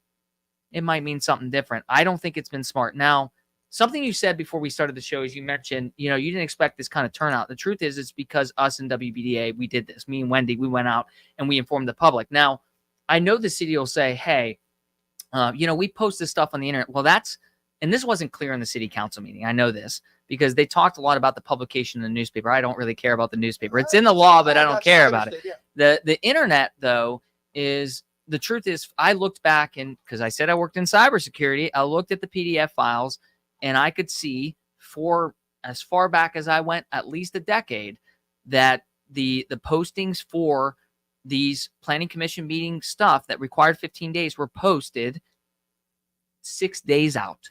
And I agree with you what you're saying, but if just looking at what Pete said, personal opinion, but rewriting the LDO, which he's extremely knowledgeable, I know, would be a major undertaking. It is being, you just moved it down. It is being rewritten by the variances that are given. Very tricky. So, I mean, I understand what you're saying, but if you look at one of the biggest problems is we have zones that like intertwine with each other. Oh God, it's a disaster. So I think it's just really, really tough. And I'm glad my boy Justin said he can't spell either like me, so I appreciate that. We both are not good spellers, but you are fun to mess around with on Facebook. Is this that one? No, it was down, but I already read. He already read it, but and believe me, I know it's a major undertaking. But here's the thing: are we going to keep developing with an LDO that's messed up and everybody's way? It's a major undertaking at one time. It's done. Major undertaking done. Tell me, how much time do you spend going to city council dealing with variances and conditional uses because the LDO is not written right? So, like, let's make a decision here. Let's invest in our future and let's get this thing fixed. I'm not saying anything I've mentioned today is easy. I know it's hard. Yeah. I know it's not fun. I will donate my time to help. Listen, I promise you I will. I recommend you to redo the whole LDO. If you want to do that shit, it's all I'll give you props. But a lot of thing also in Biloxi, and Terry's actually bringing this up, like VRBOs. I know a lot of people, especially that's a big especially Lawrence Guy and Tinsdale and those guys, that pretty much I believe vote no pretty much on everything. Not that they're not great guys. They could be, I'd love maybe to have a beer with them, but I just don't think, that we look at the same things in different ways. But, I agree 100%. Like everyone says Airbnbs and VRBOs are so bad. I own a ton of rental projects, including the Bella. Shout out to Brian Chevalier. Yeah, I own a ton, and I also own a lot of Airbnbs and VRBOs. What people don't understand is what's so nice about a short-term product is, immediately within a day, a week, a month, however long that is, if the property was messed up or not. If you go to a rental community, you have someone for a year and they destroy that house could be a complete shit show. And then you have that horrible tenant there forever long he's in, and you can't get him out that easy. So, you have someone that doesn't cut the grass, doesn't maintain the property, has his car on jacks. At least with an Airbnb and a VRBO, they're always going to keep that property clean and neat. That's why when you go to Seaside or you go to Sandestin, all those places look so good because they're all short-term rentals. They don't have a bad tenant. And if they do, they're gone in 2 or 3 days. So you don't have the issues. And everyone's like, oh, they're so loud. They're having parties. They're having this. They're having that. Would you rather have a crackhead smoking meth there and beating up his wife that's been there long term? I mean, so, there's pros and cons to everything, but we are in a tourism place. We're in a place that we have casinos. I mean, everyone's like, oh, I think we're the only place in the country that has casinos, doesn't have strip clubs. I mean, we're one of the most optimum places on earth to have great strip clubs for male. And I heard the Horseshoe lost the permit. Well, the Horseshoe, I mean, that was a complete shit show. But I mean, a high-end, a gentleman's club. I think it would do great. A high-end women's club, whatever they want to do. But I mean, those are things that would bring, I think I know people in the Bible Belt here don't agree to it, but I think we might be the only place in the entire country that has casinos and no strip clubs. So I mean, and I know I wouldn't put a strip club. I can think of. I wouldn't put a strip club where we live, but I think there's areas that are blighted down by the beach and stuff that'd be optimum for it. Yeah. That's actually. I'm not not anti against short that term one. rental, but I know short term rentals are a massive topic in the city. No doubt. And to be honest, and I hate to beat the heck out of that drum, but the LDO drives me nuts in this regard because, and I'm sure you know this, is that in certain zones, you by law have the ability to make something a short term rental. If it's commercial business, you can do it. Not neighborhood business, that needs a conditional use, and not multifamily residential, that needs a conditional use. But in commercial business, you can do it all day long. Yep. And it's weird because I think there's an accountability issue with that, because you could get away with having a legal rental in a place that allows a conditional use, and you might get away with it for a while. Tax revenue is also huge in short-term rentals. Yeah. I mean, I see Pete brought up in here, like the tax revenue benefit. Tax rental is huge on short-term rentals. They're paying more tax. It's just a huge win. When you do a rental project, I don't even think you pay tax to the local city. I don't even believe there's one at all. I think you're just paying to the state. When you're I doing don't know tax law. When you're doing Airbnb, I believe you have a city tax and you have a tourism tax and all the other taxes that the people get crushed on. But I think the biggest reason why we don't have people are arguing about Airbnbs and short-term rentals is the casinos. You got these big casinos like the Beau Rivage and other ones like that. They want as little as these as possible.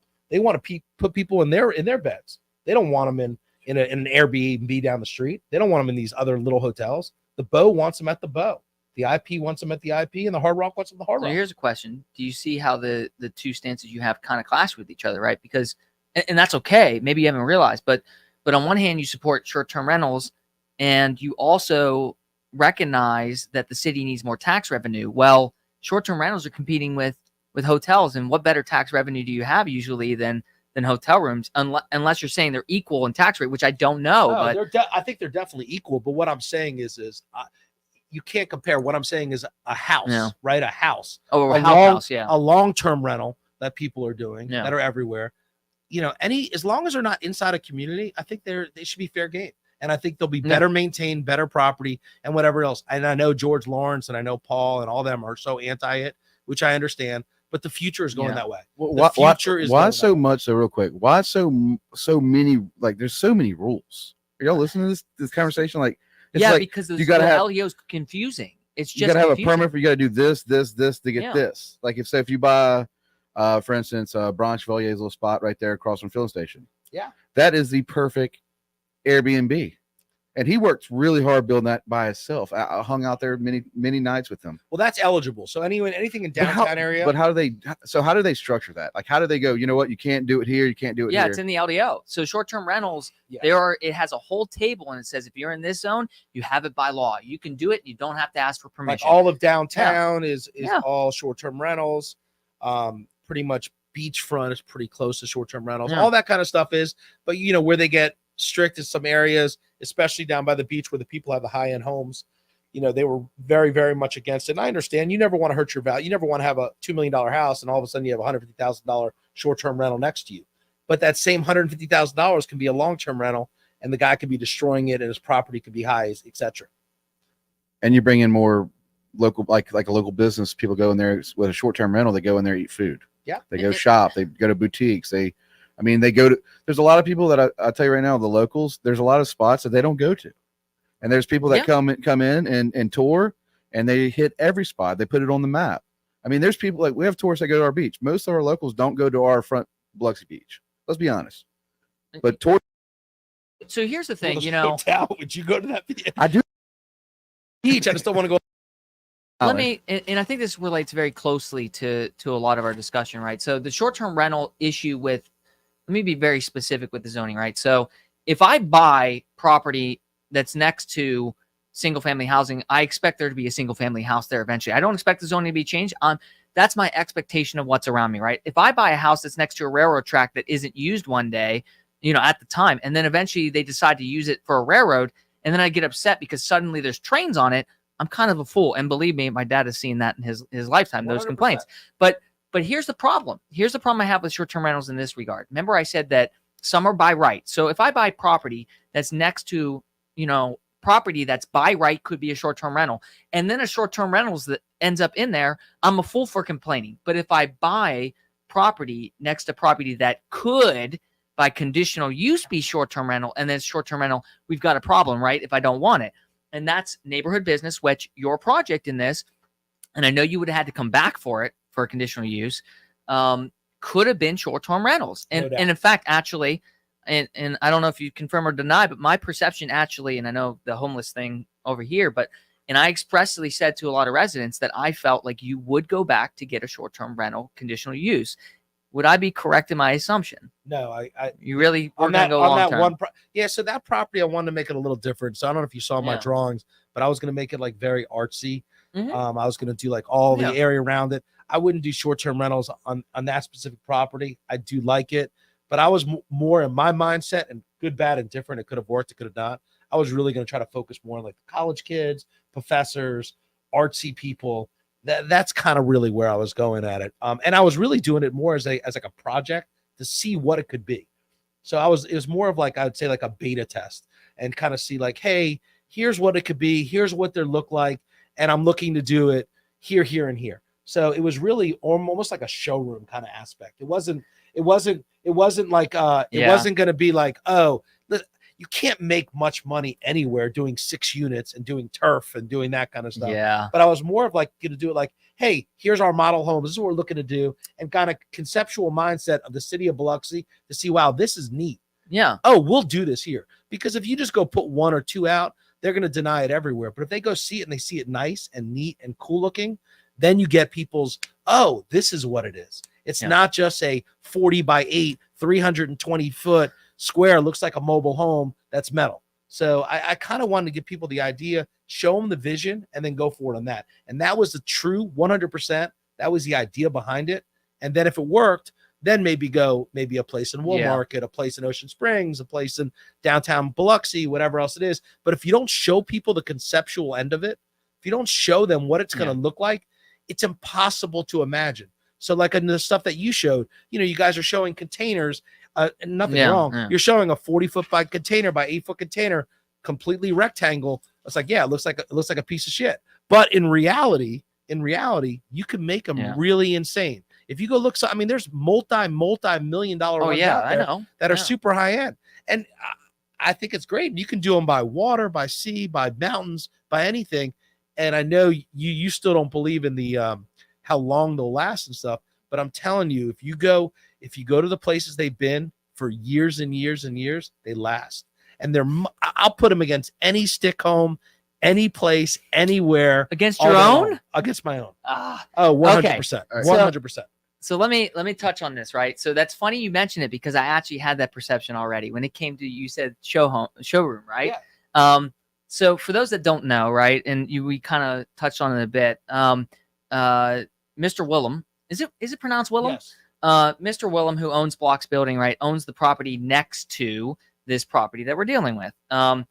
And in fact, that's actually where the Blocks Building sign is actually out at the street. And it's also what the business license, because of course I look at this stuff, the business license is also listed as that address. He owns that building. So yes, he owns that building. And I was talking with Wendy, and I said this. I said, you know what? This feels like it's meant to be a living showroom for Blocks Building. And in fact, I'm not asking for a confirmation. I wouldn't be surprised if you got a good deal out of it because of that. No, actually, that's really? the funny part. I have no investment in Blocks Building. I did not get any deals. When I went there to buy my first one with Frank, whatever he told me it was, I paid for it in full. No discounts whatsoever.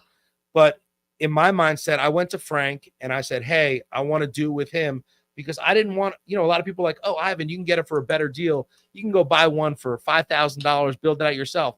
But he spent $2 million on the engineering and everything else. So I wanted to go in there and feel confident, like, hey, I put a proven testing product out there, put it on mine, and I don't need to worry about it. I know it's been approved. I know the engineers have done it. I know it's got 160 mile an hour wind.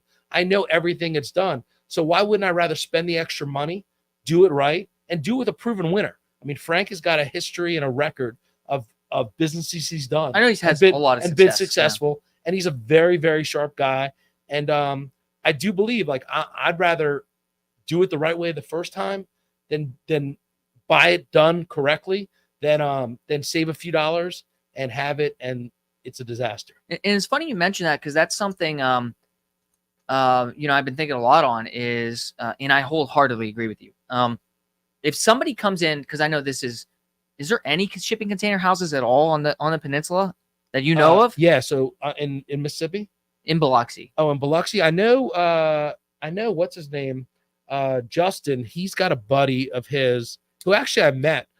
He's got one up on the river, and not only I think he's got a house up north.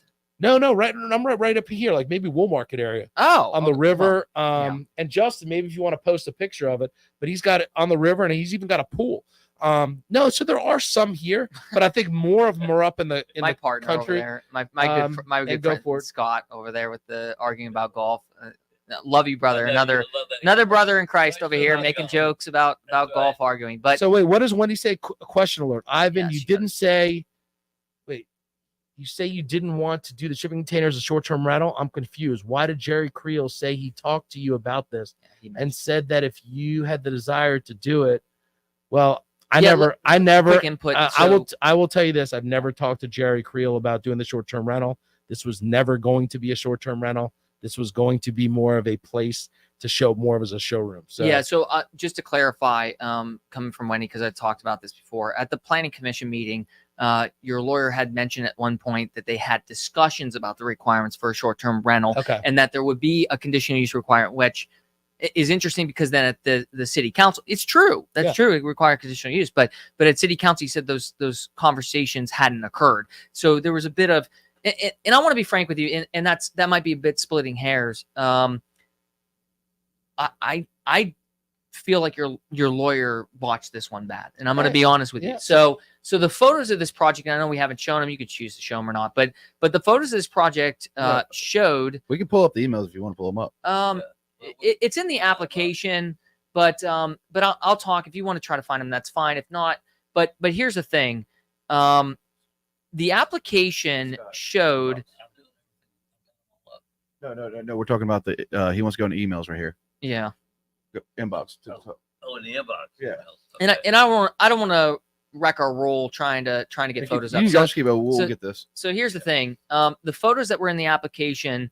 First off, correct me because I'm a little confused on it. So when I first saw this project, right, I thought all of them were cargohome.com because there are 3 photos in there that match exactly cargohome.com's photos. No, so just so you know, typically when you do these things, they're not correct. They're not. You're just showing like an example. Correct. You're not showing everything. So like I know we went for the variance of 320 feet because that is what is the smallest one out there.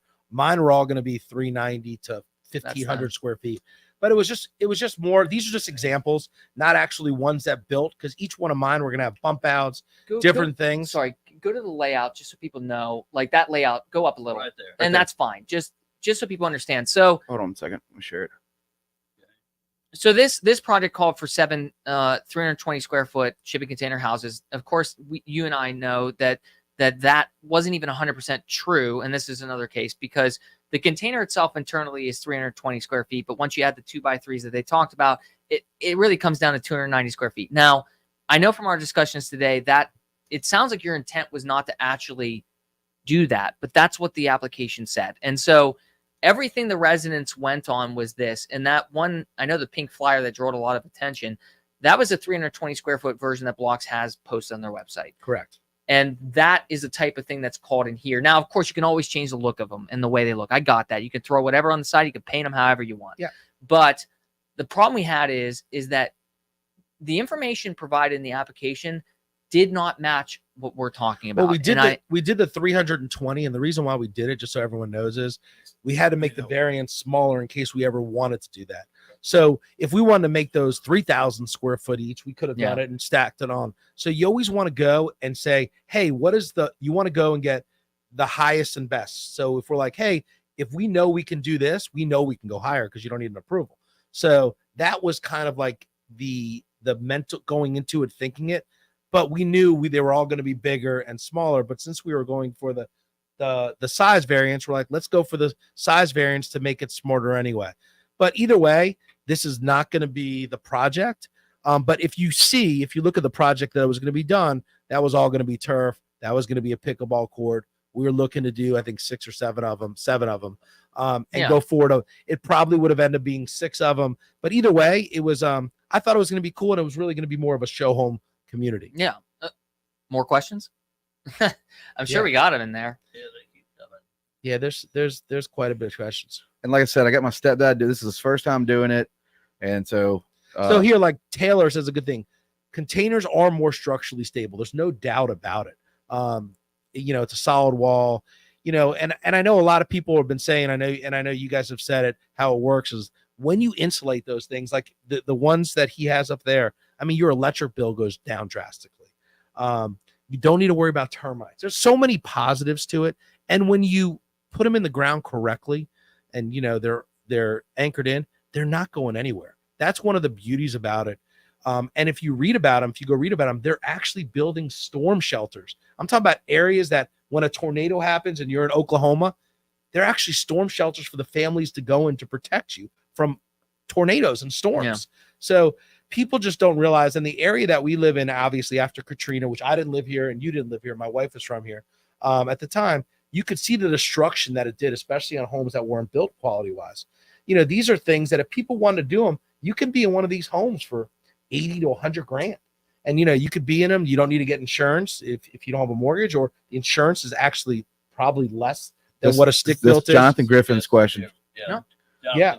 If I'm not mistaken, he's Keller Williams, lower insurance rates on those structures. Yeah. So, we don't have the data here probably to prove that or not. Yeah. But if you look nationwide, if you talk to the people that have them in California and other areas, yeah, they're actually much cheaper, probably like 40 to 50% cheaper. But I mean, so you just, anytime you have something new in a state, especially like Mississippi, insurance companies don't understand it, just like people don't understand it, and the city council doesn't understand it. That's why you need to kind of inform them and show them what it is. Because other than that, people just don't see it. Unless you've traveled and been to other areas and see these kind of things, I understand where they're saying. I understand when you look at an 80 by 40, it looks like a rectangular mobile home. But in reality, when you see the stuff you can do it and the different applications you can put on it, it's really, really impressive. You could do bump outs with windows. You can make the whole thing windows. You can make the back a complete porch. And then all of a sudden, if a storm happens, you can shut it. You could do 2-story, 3-story, 4-story. And I think when you guys see what I'm going to do, and hopefully I'll have those plans done in the next 2 to 3 weeks. Frank's working on them right now with the plans. I think you guys are going to be very, very excited with what we're looking to do for the property. On the property. And, and I'll tell you guys, we're looking to do a really, really cool coffee place. And I think it's going to be great. And, I'm excited about doing it. And then I'm going to kind of see what I can do around it. But I'm going to make it really neat. It's going to be cool. I think everyone's going to be excited about it. And I'm actually, things happen in a blessing in disguise. Yeah, I think it'll work out for everybody. I really do. And I think I'm going to be happy that I did commercial, because I think highest and bet. I think it's going to be better for me financially. And listen, if one day those properties own, if one day the property becomes available and Cotton wants to sell it or Penny wants to sell it, and I do buy it, I believe this is an opportunity that I think the container area can take off. Yeah, so one thing I want to touch on with we talk about bulletproof, because I was eventually gonna contend this one. So 100%. So that's what you're talking about, though, right? Yeah. Like that style. Yeah. So that's, and again, very clear. This obviously, if you built something like that, that would take the whole piece of property, I'm sure. That type of thing. But there's no doubt. When it comes to strength, right? So one of the things I want to point out, and I know they're not exactly the same, right? But the walls of shipping containers are 2 millimeters thick. The metal is 2 millimeters thick. A metal roof is between 36 and 80 millimeters thick. That's the difference in thickness, right? So, and I know one of the things that was brought up was the lifespan of shipping containers. And I know that there was numbers thrown out there up to 100 years, and I wholeheartedly disagree, as you probably know. When you look at shipping containers at sea that are used and bashed around, that's not the 25 years that people are talking about. If you watch back in city council, we talk about the average person says the last 25 years. That's actually on land. I feel like you came prepared for this. Well, I want to give you one stat. Okay. I think this is going to prove. I'll listen first. This is going to prove you completely wrong. Okay. Okay. One stat. All right. So a container, right? They stack them on shipping, on things, nine up. Yeah. Okay. Do you know how much that weighs in weight? Oh, it weighs a ton. How much? It weighs 500,000 pounds. Yeah. 500,000 pounds. Yeah. I can guarantee you put 500,000 pounds on any roof. Yeah. It's caving in. Yeah. Okay. So I'm aware. Just so you're saying the thickness of it doesn't mean shit. Yeah. I'm talking about the walls. Okay. Yeah. Walls, thickness. Yeah. Each wall on a container is the same. No. So the strength, like the reason they stack is the corners. But 500,000 pounds. Yeah. That's the corners, whatever else it is on top. You cannot tell me any roof whatsoever can have 500,000 pounds of anything on it. So if I'm hold on. So I want to tell you one more thing. This is gonna be fun. I just want to show you one thing. Go pull up IRC 2021. That is so, and Blocks has told you what that is. That is their rating. Yeah. Okay, compared to anything else. Yeah. Every container they build is up to 160 mile an hour proof. Okay. Yeah. Okay. Go tell me any home that is built here on stick build that is 160 mile an hour. Are there any that are 160 mile an hour for the whole house? Yeah. I'm sure there are some, but not common in old construction. So these are on what I'm talking about are 8x40s that could be double stacked, bump outs, everything else engineeringly done. So you could say, oh, a roof is this thick or that thick. Yeah. You can't compare. And you saying the thickness of it's just not an accurate statement. You're taking a statement. You're like apples and oranges. What you're saying, it might sound good and your information is somewhat, but you're wrong. You're 100% wrong. And if this was like proven in court, you would lose every day of the week. So the argument, stick to cybersecurity. But your argument you're making is actually not I'm not making a strength argument. Okay, what are you making then? No. So the strength primarily I know comes from the corners. The 2 millimeters I'm talking about is not the strength of the container as a whole. I understand like that they can be stacked because they goes out to the corners. I'm actually concerned about corrosion. So ISO rating in the area, right? Biloxi is known to be a C4 ISO rating. What that means is it goes from a scale of 1 to 5, and then there's X. So when we talked about, during the meetings, we said, hey, these ones aren't getting pitched around at sea with water thrown on them. That's a CX rating. That is a high, like it's getting hit with salt water and chlorine and everything else, right? So when we're talking about on land here, the rating for it is C4. And because it's rated C4 in the area, the expectation of life of, and I'm going to give you an out. I promise. There's an out on this one, and actually something I'd like. I think what you're saying is, if you don't protect it, you leave it as is. Yes, and I know that's not what you're doing, and that's not what we're doing. So let me be clear on this, right? And this goes back again to code, and when I talk about law, right? So I understand. Let me finish the thought, and then I'll explain. Right. So it's a C4 rating. I know the big point that was made is Core 10 steel, and we talk about the patina and the life, right? Core 10 steel bridges, they don't paint them. They let them rust, and they have that. That steel is very thick, and it's meant to be done that way, right? My point is the shipping containers, you're correct. They have to be painted, and the strength comes from the corners. And I 100%, I agree with you. There's no contest on this about strength in that regard. My concern is, and this is not a concern with your project.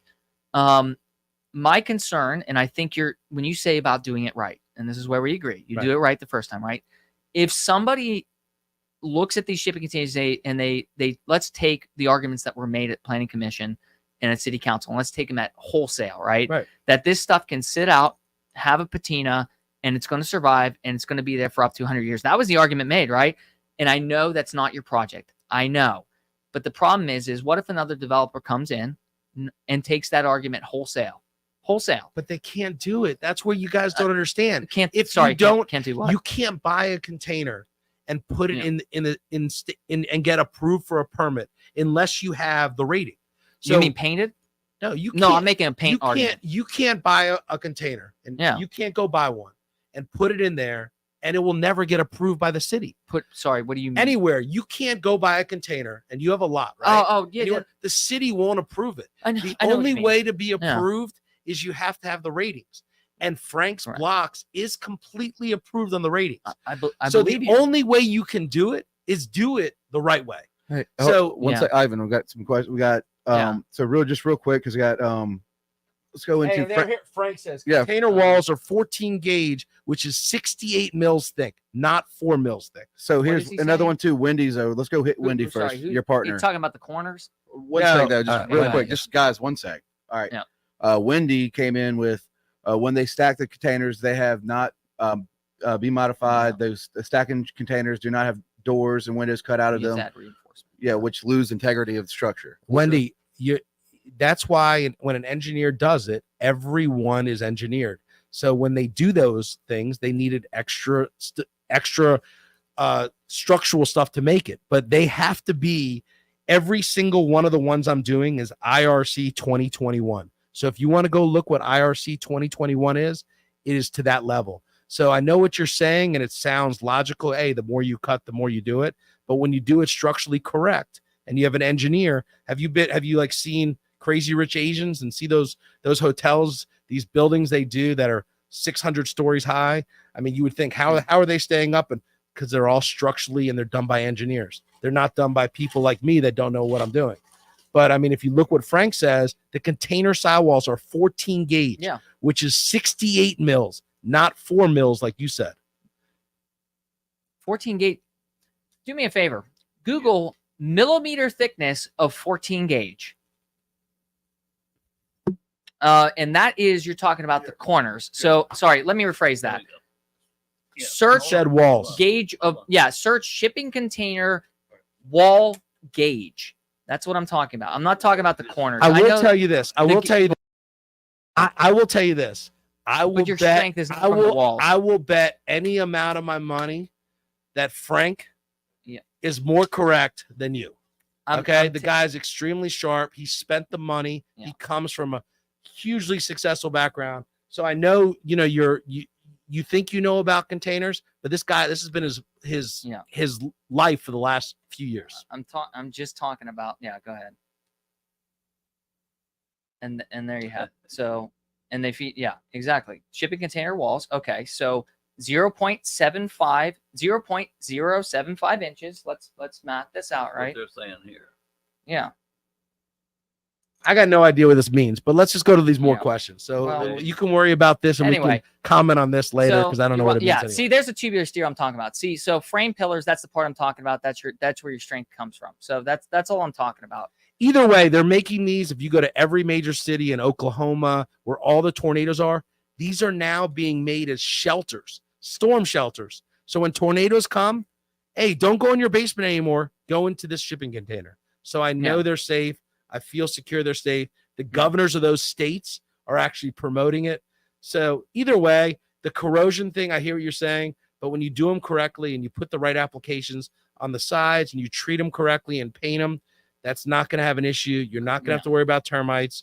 So I know what you guys are saying, and I promise you, when I do them, and you'll see when I do this coffee one and when I eventually do these residential ones, they're not going to look like 40 by 8s. They're going to look really nice, and I'll put them against any of these homes that are in the Edgewater. Not that they won't have the same look because they won't be but they'll be structurally as strong. And some people might like them better. Some people might not like them more. That's a personal opinion. Let's see what other people have. There's more questions in there. I would just hit the new comments and we'll take it away from there. But while you're looking at, I just want to be clear here. my advocacy with the shipping container things is that ultimately, if you are using builders that are painting the things, I don't think it matters whether it's Corten steel or otherwise. So just as long as we're maintaining them, which I think was your argument you made all along, right? That as long as they're maintained like anything else, then off we go. Yeah, so I enjoyed this. I think we're going probably. I don't know if everyone how much longer everyone else wants to do, but I'm willing No, to you do. go. I have no it's not time about limit look, so whatsoever. my thing is though is Hey, your friend Eddie is weighing in again. What is Katie saying? Ivan, please pull your pants down. You're about to start. You're about to start. Katie, you know, real quick though, some reason Katie's got a crush on me. I don't understand why. but real I quick, mean, her though, husband's I one of wanna my know best this, friends. though, no, it's not that. Just make sure y'all give each other time to talk, and Yeah. these are heated moments, and Oh, I'm not heated. no, but y'all are getting some good points across. Now, Frank did put about like Yeah. the containers, and he spent $2 million on engineering. So, Yeah. and that is one thing. So that's one thing I've met Frank once. I don't Yeah. know him personally at all, but when you spend $2 million on engineering, like if you're going to spend $2 million to figure out this how to most people just like, I'm gonna buy a container, I'm gonna just cut a window out of it, and I'm gonna paint it and see how it works. It doesn't work that way. So that's what Ivan, I think for me, what I'm understanding is Frank was like, hey, we're gonna get this done right, because if it does fall, there's liability when it comes to situation, Yeah. and his name's on the line. I'll tell you one You thing would know- be badass is doing a damn container strip club. Oh I mean, my that gosh. would be really insane. I mean, can you imagine you We'll you have bunch of- breakfast? I What, mean, you what could do exactly everything. are we trying to contain here? No, God, some people are Like- talking about strip clubs, but I'm saying But what if could they have containers- breakfast? Could have a breakfast party? just for Bar. anything. Down. And I don't know if The you best guys one. know, but I mean, we're talking about containers. You've seen them. Gulfport High just did containers for all their I saw that, bathrooms yeah. outside and their concessions. So I think they're going to start coming, and people will start seeing them. But I do believe that it's going to be a great thing for the coast. For your first And hang suggestion, on, I think What- it has to be stacked. I want to be super clear here. I'm What does Scott not. say? Mississippi has a ton of what? No, for your first suggestion about strip club, Yeah. I'm just saying they'd probably have to be stacked. Yeah, 100%. Oh, Yeah, you stack. Wow. You put you make you know. holes in between. I love you, dude. Yeah, we love stack. We love stack containers. Oh, strap jeez. clubs. What about mine? Susan O'Brien. That's my mom. Oh, I So got you. mom, pull mom's up. That's Oh, your mom wants a container. Is that what she's saying? Yeah. is that yeah? She's got several questions. Oh, sure. Yeah. Let's go up to before this. Let's answer some of my mom's questions. She got Okay. her little pool going on. She's probably heated up right now. She's That we're not. interested about the strip club. That's what it is, isn't it? You just scroll it on this. yeah. Tell your mom. Hey, does your mom want to do the first audition? Is she going to be the first amateur? Bro, that's my mom. No, dude, that's my mother. She's been talking about putting a container in the How back. dare you? For a long time. No, that she wants a container. That's what she was saying. Let's go. Can we build it on Deer Island or something? No. Make Hey it Scott, the exclusive stack event? like my short shorts. Short shorts have become in. I didn't realize that. I used to wear my shorts to my knees, but now my kids are like, yo, the 8-inch or 7-inch shorts are like the hot thing. So Do you still have a jean jacket? I don't. No? But I Oh. used to. I used to have a jean jacket. That's so disappointing. I know. I mean, you definitely got a members only jacket. I definitely had a lot of Z Cavarici when I was a kid. I lived back in it's probably a lot way before his time. So I want to put something in just. Fuel. So my thing is the community and having development. I mean, we have to have cool development. Like for me, it'd be awesome to see shipping container strip club. I'll be honest with you. Shit, no That- doubt. I mean, I'll be honest with you, but that'd be different. What's it going to be named? It's gonna be called Jarrod's. Jarrod's Subway Shop. Originally, I thought you were doing that in Jarrod's but Subway Shop. Come Yeah. see the meat. you No, have the meats. Is that what We we're got not? the meat. Yeah. no, but I just think like because we do one thing. Ivan was like, we have casinos. We are a tourist town. Like we have casinos. I have friends that come here and they're like, "Holy shit, dude! Y'all have casinos on one road all the way down. This is like they like mini Vegas." Yeah. AC, Atlantic City. I mean, every one of them have strip clubs. Shippers and strippers. I love it. Terry always comes. That's a with good name that ideas. sticks. So there's a question for mom right there. Read that What out. does your Scott. mom say? All right. Some swag. Read your wife's thing out. Here you go. We've written previously. plastic. Yeah. We've written previously about a number of Logan's fascinating Lake. alternative uses for shipping containers that individuals and companies around the world have begun to adopt. It's really not surprising that all these alternative uses have come about since shipping containers are durable, weather resistant, and transportable giving them where'd it go? Up top, yeah. Giving them impressive versatility. To go along with the uses in the article linked above, we wanted to detail how shipping containers are being utilized by different groups. Okay. That's about your good. Yeah. Yeah, Yeah. we'll get it, Mom. We'll get it. And I kind of want to say something real quick here. I believe, and this comes back again to property rights.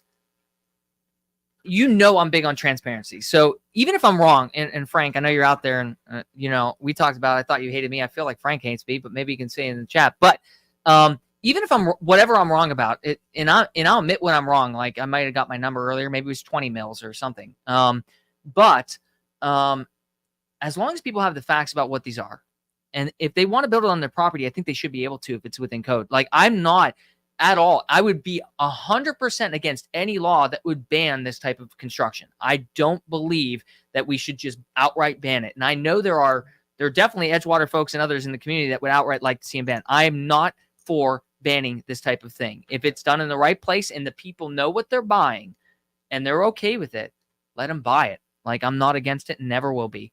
And well, I think it's going to be hard to misrepresent what a shipping container is.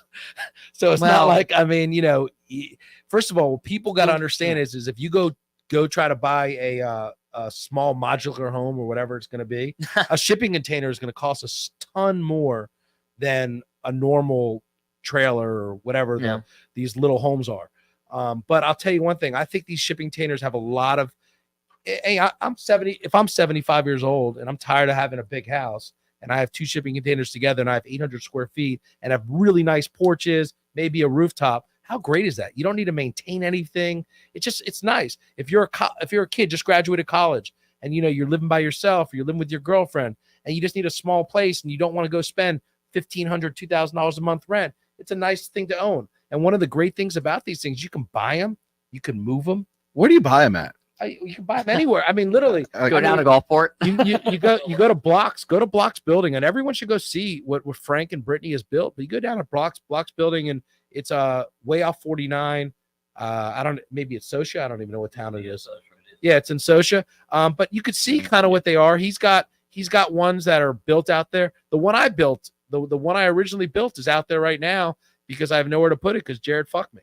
But other than that, oh shit! Are they just kind of sitting out there? I actually did build one because I wanted to build one just to kind of see what it is, and I built Jarrod it. Wants to buy and it. I was Jarrod should buy it. Hey Jarrod, what do you think Should I about it? put a Subway shop in it? I think you should. In one of the empty lots in Edgewater, I'm sure there's one there. Yeah, they're owned by the city. Okay, the ones that would flood. But Jarrod, if would you be interested in for us 3 to go out there and tour that place? So I don't know. I think Frank might throw me off No, his property and trespass me.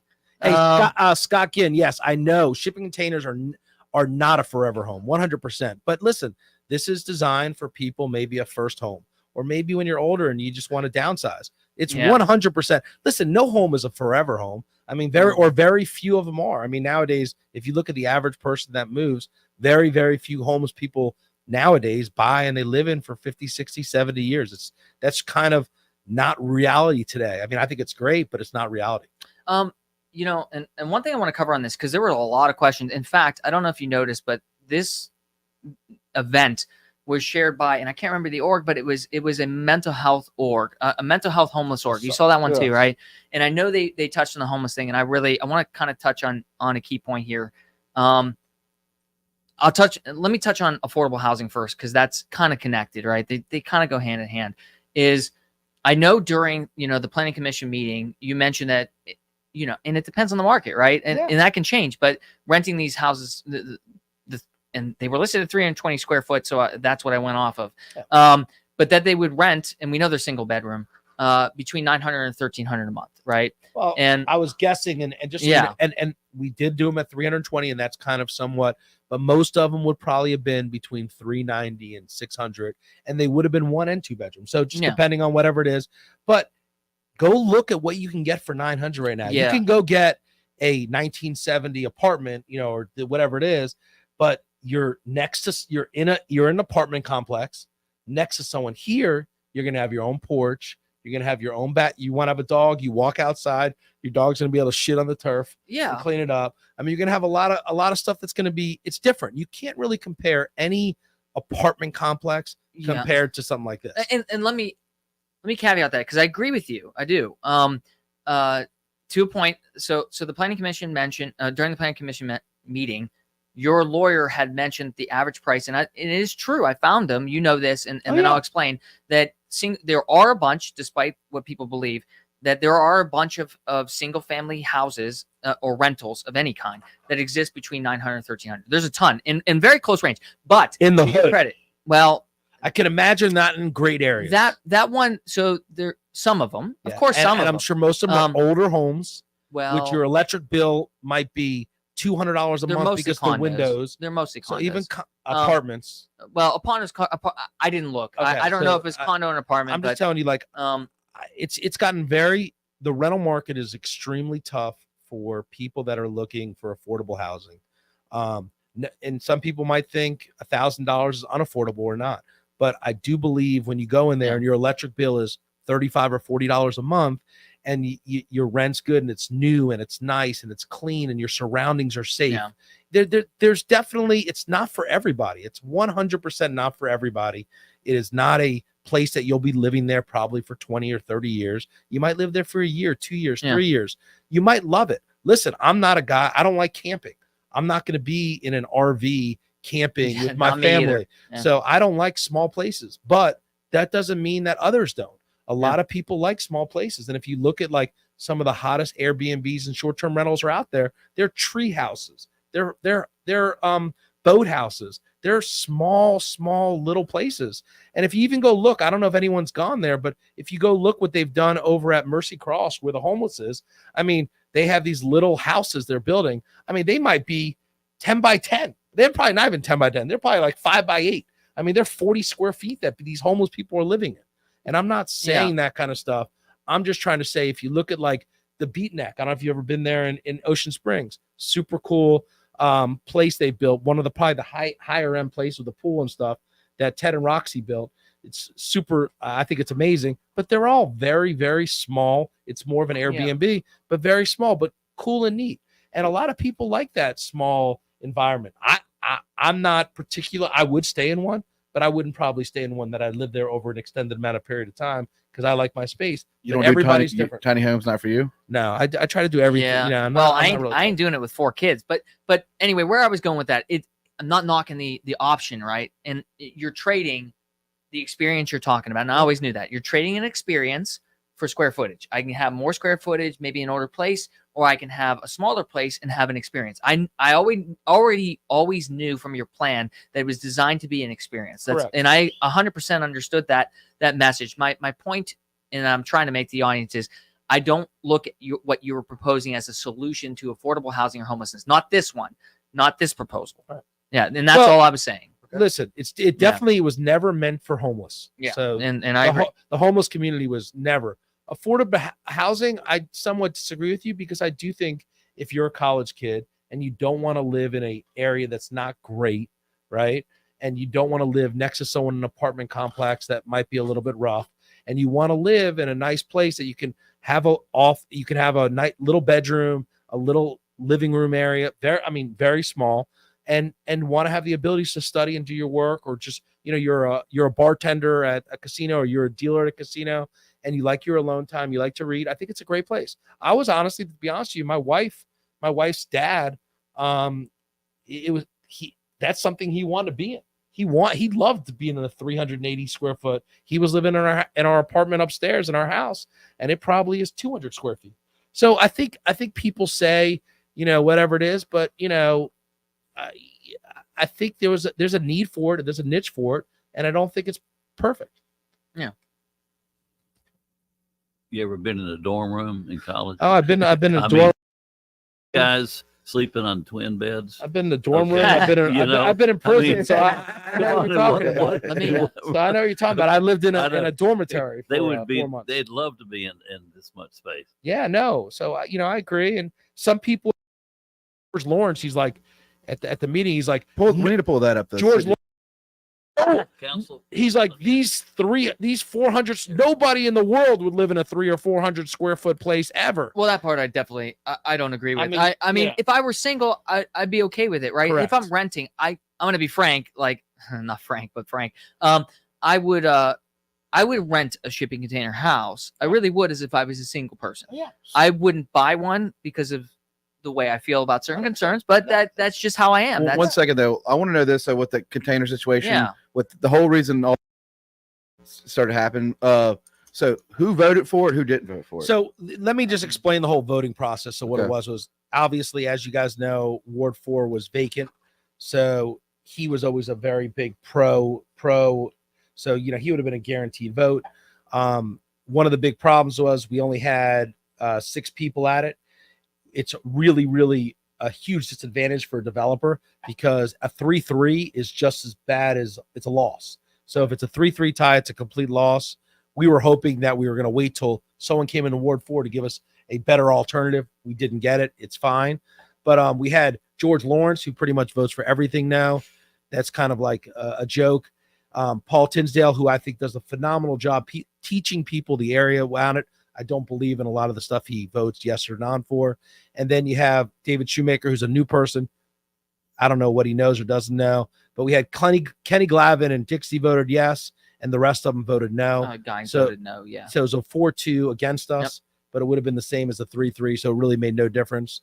And listen, we lost. I do think looking back at it, I think it's going to be a positive thing going forward. I think people will see what I'm going to build on the commercial end of it, and they're going to see, wow, this is kind of neat.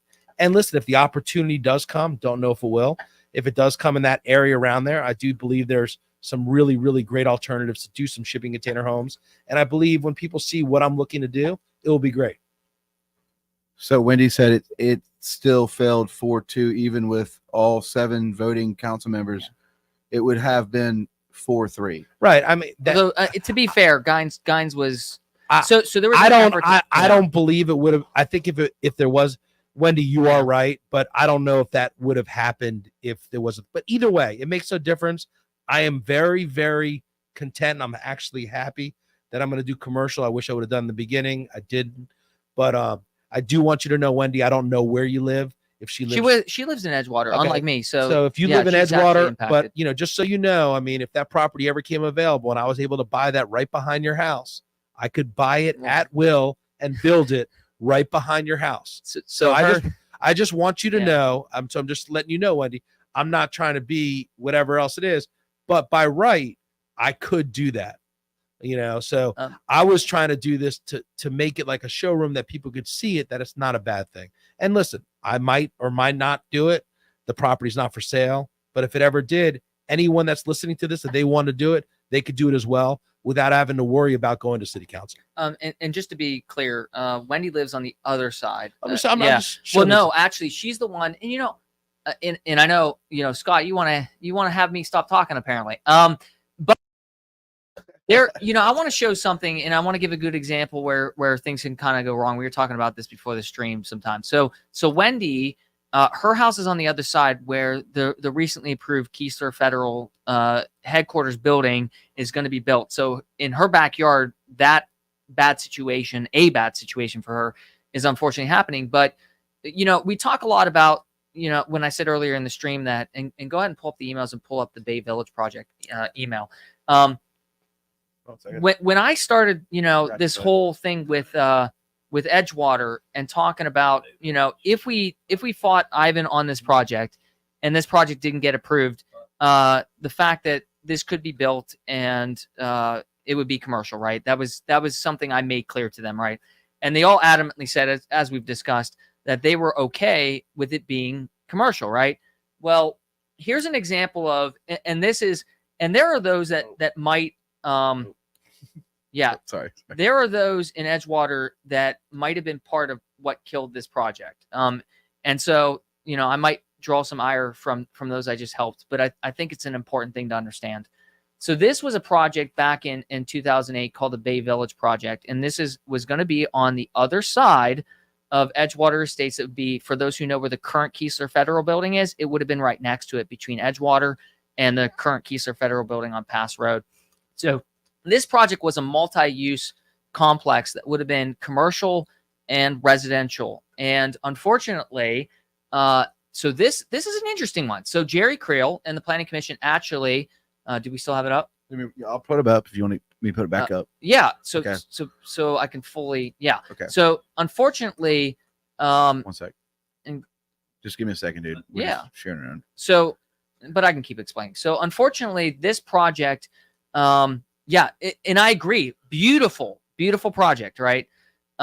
This was actually rejected. Of course, Jerry Creel's not part of the Planning Commission, but he was against this project, and the Planning Commission was against this project. It actually got denied. It was turned down. It made it to City Council, and they actually approved it back then.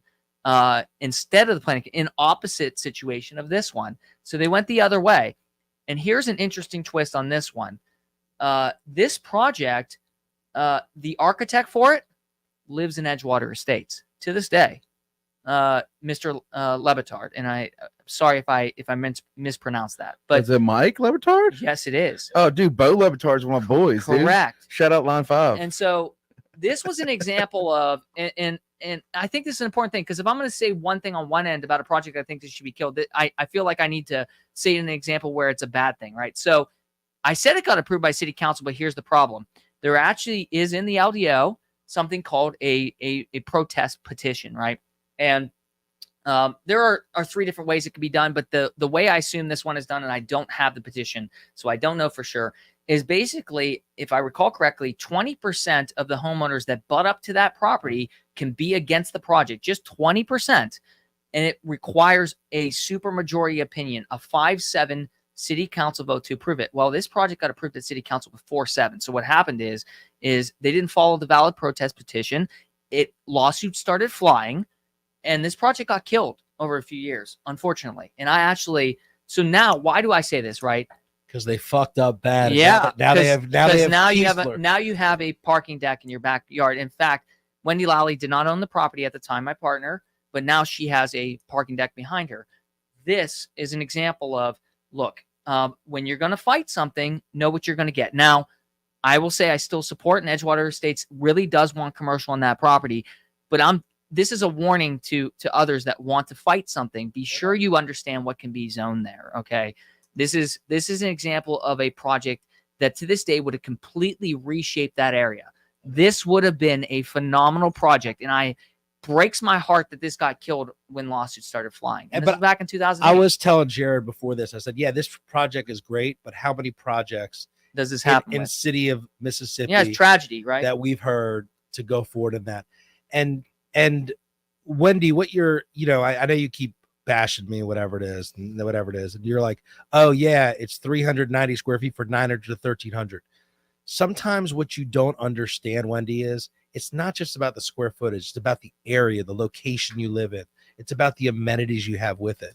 Just if you live in New York City, you might have a 300 or 400 square foot place paying $8,000 a month. So you can't really look at just if you have a 4,000 square foot house that's in the hood and it's in a shitty condition, is it worth more than a 400 square foot, really nice brand new place? So I hear what you're saying, but you're right, and your opinions are your opinions, but that's not everybody's opinions, and you're not always going to be right. You're not always going to be with it, and you go forward on that end of it. But what I'm trying to say to you is you need to look at everyone's point of view. And as I said before, if I would have known you guys wanted commercial in the beginning, I would have done it in the beginning because it benefits me as a developer. I wanted to do residential because I thought that was best for myself, my community, and my neighbors. I was wrong. You guys obviously fought it and you won, and I'm game with it. And now we're kind of going there. But I do think what's really good about this, reading about it, is everyone needs to be open-minded about development. And what's going to make Biloxi better is looking for change and looking for people that have been to other areas and doing stuff and willing to do kind of Pete's boss at Aladdin, what he's doing in Ocean Springs. Shout out to Jim. Shout out Jim Hard. So real quick, I know Wendy, my partner over here. Well, let me finish. She's not upset with you. Oh no, I know. Yeah. But I was saying it's Jim, and I'm saying what Jim. Yeah. No, you're good, Wendy. And then Jim, what Jim's doing in Ocean Springs. I mean, those are the things we need. OS 1515. Yeah, I mean, we need those. Have you seen that concept? OS 1515. Oh, it's 15. No, but It doesn't ring a bell right you now. know, it's going to be an amazing project. But what people don't understand is a lot of people are against it. You know, a lot of people don't like the parking garage. A lot of people don't like, you know, a downtown feel and that kind of stuff. But doing those kind of projects are going to bring in huge revenue to the cities. It's going to bring more upscale facilities. You know, you want that kind of stuff. You don't want these Dollar Generals everywhere. You don't want these storage facilities. I mean, we have so many areas that are storage facilities, Dollar Generals. Yeah. Let people bring in with open minds and open things, and let things, you know, doing that kind of stuff. Yeah. So, and yeah, just to I know you were speaking, but yeah, you know, the number one thing that I think there's two problems. I think things could have been better. I think things could have gone better. Yeah. I personally think, and I've said this to others, that we were all a victim of the city. The reason we had to rush to do the petition, to be honest with you, the petition was not the main way we wanted to fight this. The petition was because we truly didn't believe the city was going to uphold the law. It was a political thing where the idea was you're going to have to expend political capital if you're not going to follow the law. That's all that was. And because the notifications did not happen until the Friday before it hit the planning commission, and the notification requirements not met, there was not enough time for me to go, let me figure out Ivan, go have a conversation with him, because I'm like, I don't have enough time to be sure they're going to table this thing. I got to go take care of business and protect these neighbors. Hey, listen, So listen, I have no problem y'all doing that kind of stuff. I just wanted, I wanted you guys and Wendy and all the other people know I wasn't doing it to, oh yeah, let me just do this to piss people off. I was doing it because I thought it was in the best interest of everyone. Now I realize not everyone's happy, so we're moving on from it. But I do want everyone to look at the container model and look at other models and stuff like that. And I want people from the coast, especially, you know, the wealthier people on the coast, invest in your community, invest in this area, because the more we invest in this area, the more revenue we have, the more things we can do. I mean, it really helps. So, you know, we have a lot of wealthy people, you know, old money down here. I just wish people would put, you know, their money where their mouth is. And I got to that's one thing I got to back up, because like you've been here 3 years. He started taking a long time. Yeah. He started taking these properties, shitty properties, dude, like sketchy crack, real like, shitty. Pass Road. They had this thing like Pass Road, make Pass Road great again. Sorry. But need a hat. That was a serious thing though. This is like buildings like Drinigan's chiropractor, like crack houses. If you've seen that building, you see it now, it's beautiful. Yeah. But that you go by there, you're not gonna you don't want to stop. You want to keep driving. Yeah, there's no doubt. And start having the development. Exotic was one of the big moves too. That was one of the first ones where you painted it all black, and I mean it was because like that was like painted the whole. It's painted white right now. You're telling me it was no. The It- original building. It was original building. Actually directly across the street from the other one. Oh, that one. Yes, I know. So Across from this project. Yeah, So I don't own it anymore. Someone bought it and actually really? has cars in there, but I don't own it. But him and his brother-in-law, that was the original building they had. Yeah. And it was their car dealership. But he took this building, you're like, what? And then made it weird looking. Jewelry? Yeah. Nichols jewelry thing. I guess it Very just nice piece. it's you see it like They used to own, if it's the Nichols, I think they used to own property at the end of Cove Drive. Interesting. Yeah. We also need to give a shout out to Yaya's. They have skateboarding gear if you man. need that. I get my glass. So they have whatever you want there. I'm not allowed they're in that big. building due to my current employment. Okay, So okay. And Eric, just so you know, Yaya's. I mean, him and his wife's they bought a beautiful building in downtown Biloxi and really renovated it. And it's right next to where the property I own, where upstairs, downstairs was. And they've done a phenomenal job, and they're very into helping out Biloxi. So I mean, where Greenhouse is, they own that whole building. Really? So, yeah.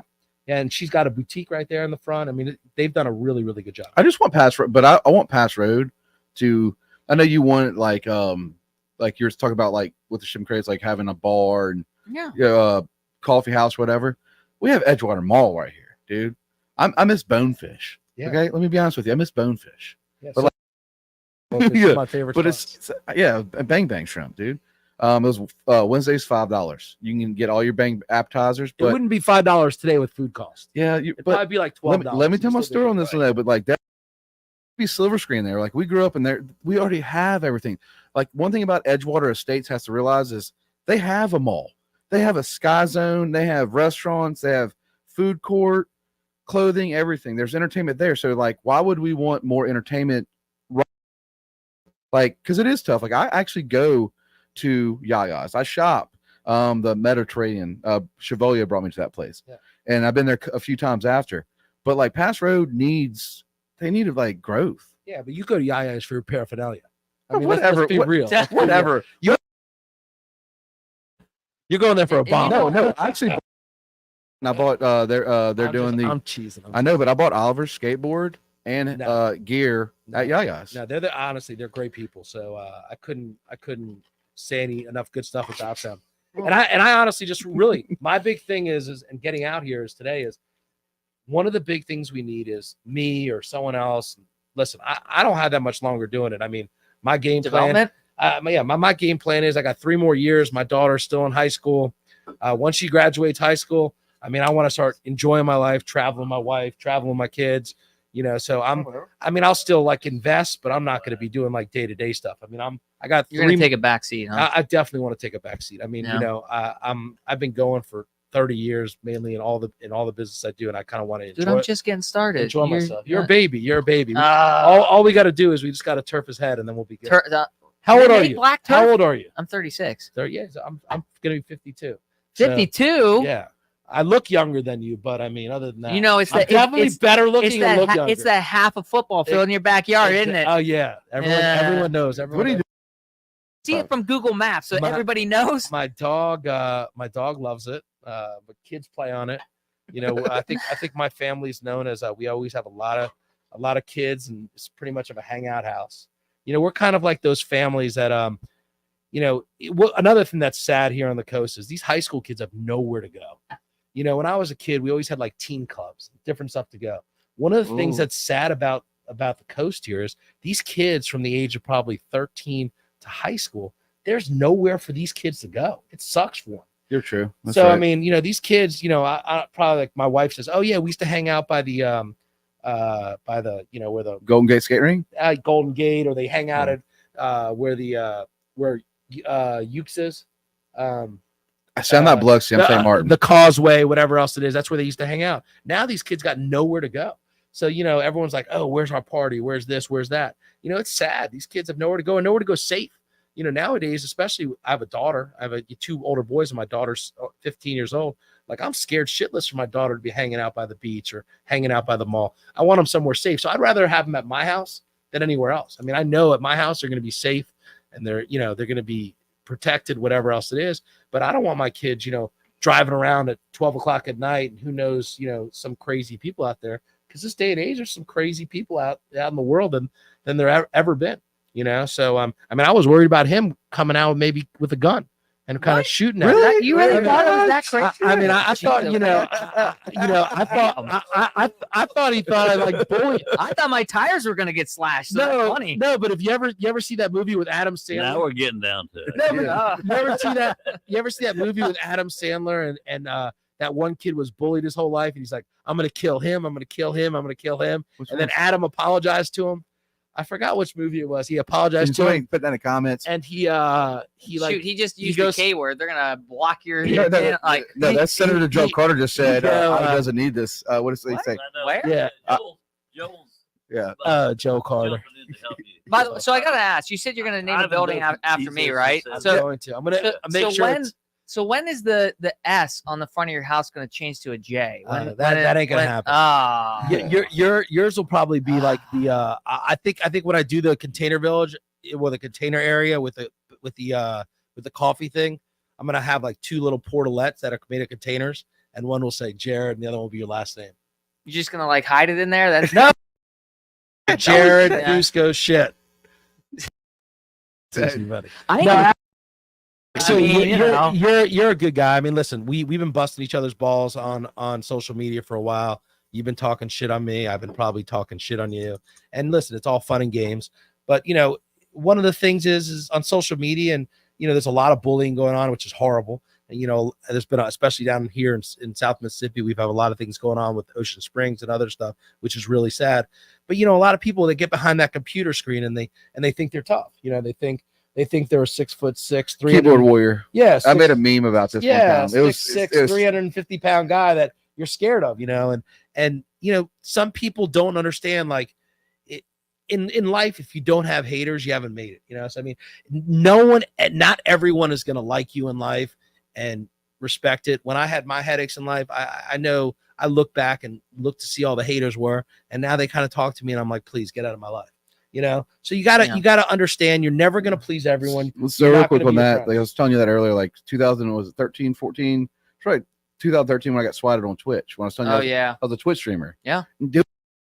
Living in Hickory Hills and Gaucher, people couldn't figure out what I was doing. I mean, I was just having fun gaming online, and because I dropped 2 nukes on a video game.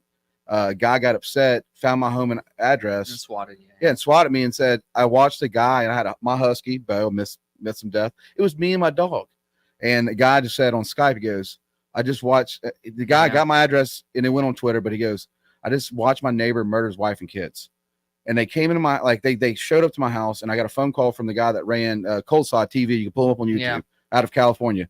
He's an engineer, has a big YouTube channel, but he called and said, Jordan, shut all your stuff down, walk out of your house with your hands up. You got swapped at your house. Yeah. I walk out of my house and Scott, you know Scott Rossi? Yeah. Scott, he's my neighbor. And Scott seen it, like I walk out, got tackled. Yeah. Because somebody was mad that was talking shit, didn't even never meet me. I think he got 15 years for terrorism, but I could have ended my life. Yeah, he could have killed you. So for those, I was scared, dude. I was scared. And I think most people know what you meant, but for those that don't know what swatting is, it's literally somebody calling a SWAT team on your house while you're streaming. So, because I know not everybody here games, but that's keyboard warrior. That's trolling. That's like a situation where that's taking it to another I know, level. But when I gamed, I remember when I had this one follower, Ohio, and he was he now he doesn't have cancer, but he was in the hospital watching me stream. And then I had people like that. I had people that battle with depression that would reach out to me, tell me their parents are fighting.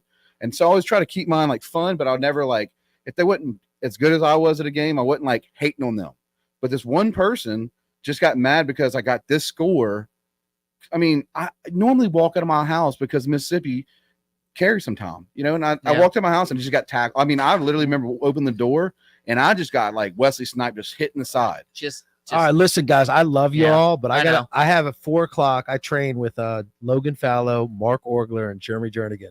So I got to get my ass up early in the morning. But hey, I'm always game with part 2. But anyone that's on this thing, I think if you have a beef with someone or you have something you want to talk to, hit up Jordan. I think these are kind of cool podcasts when 2 people have differences, good, bad, and different. You get on here, you talk about it, and you kind of resolve the situations. You don't need to go out and tell you're going to kill each other or fight each other. You kind of resolve it on air and, be mature people and kind of talk your piece.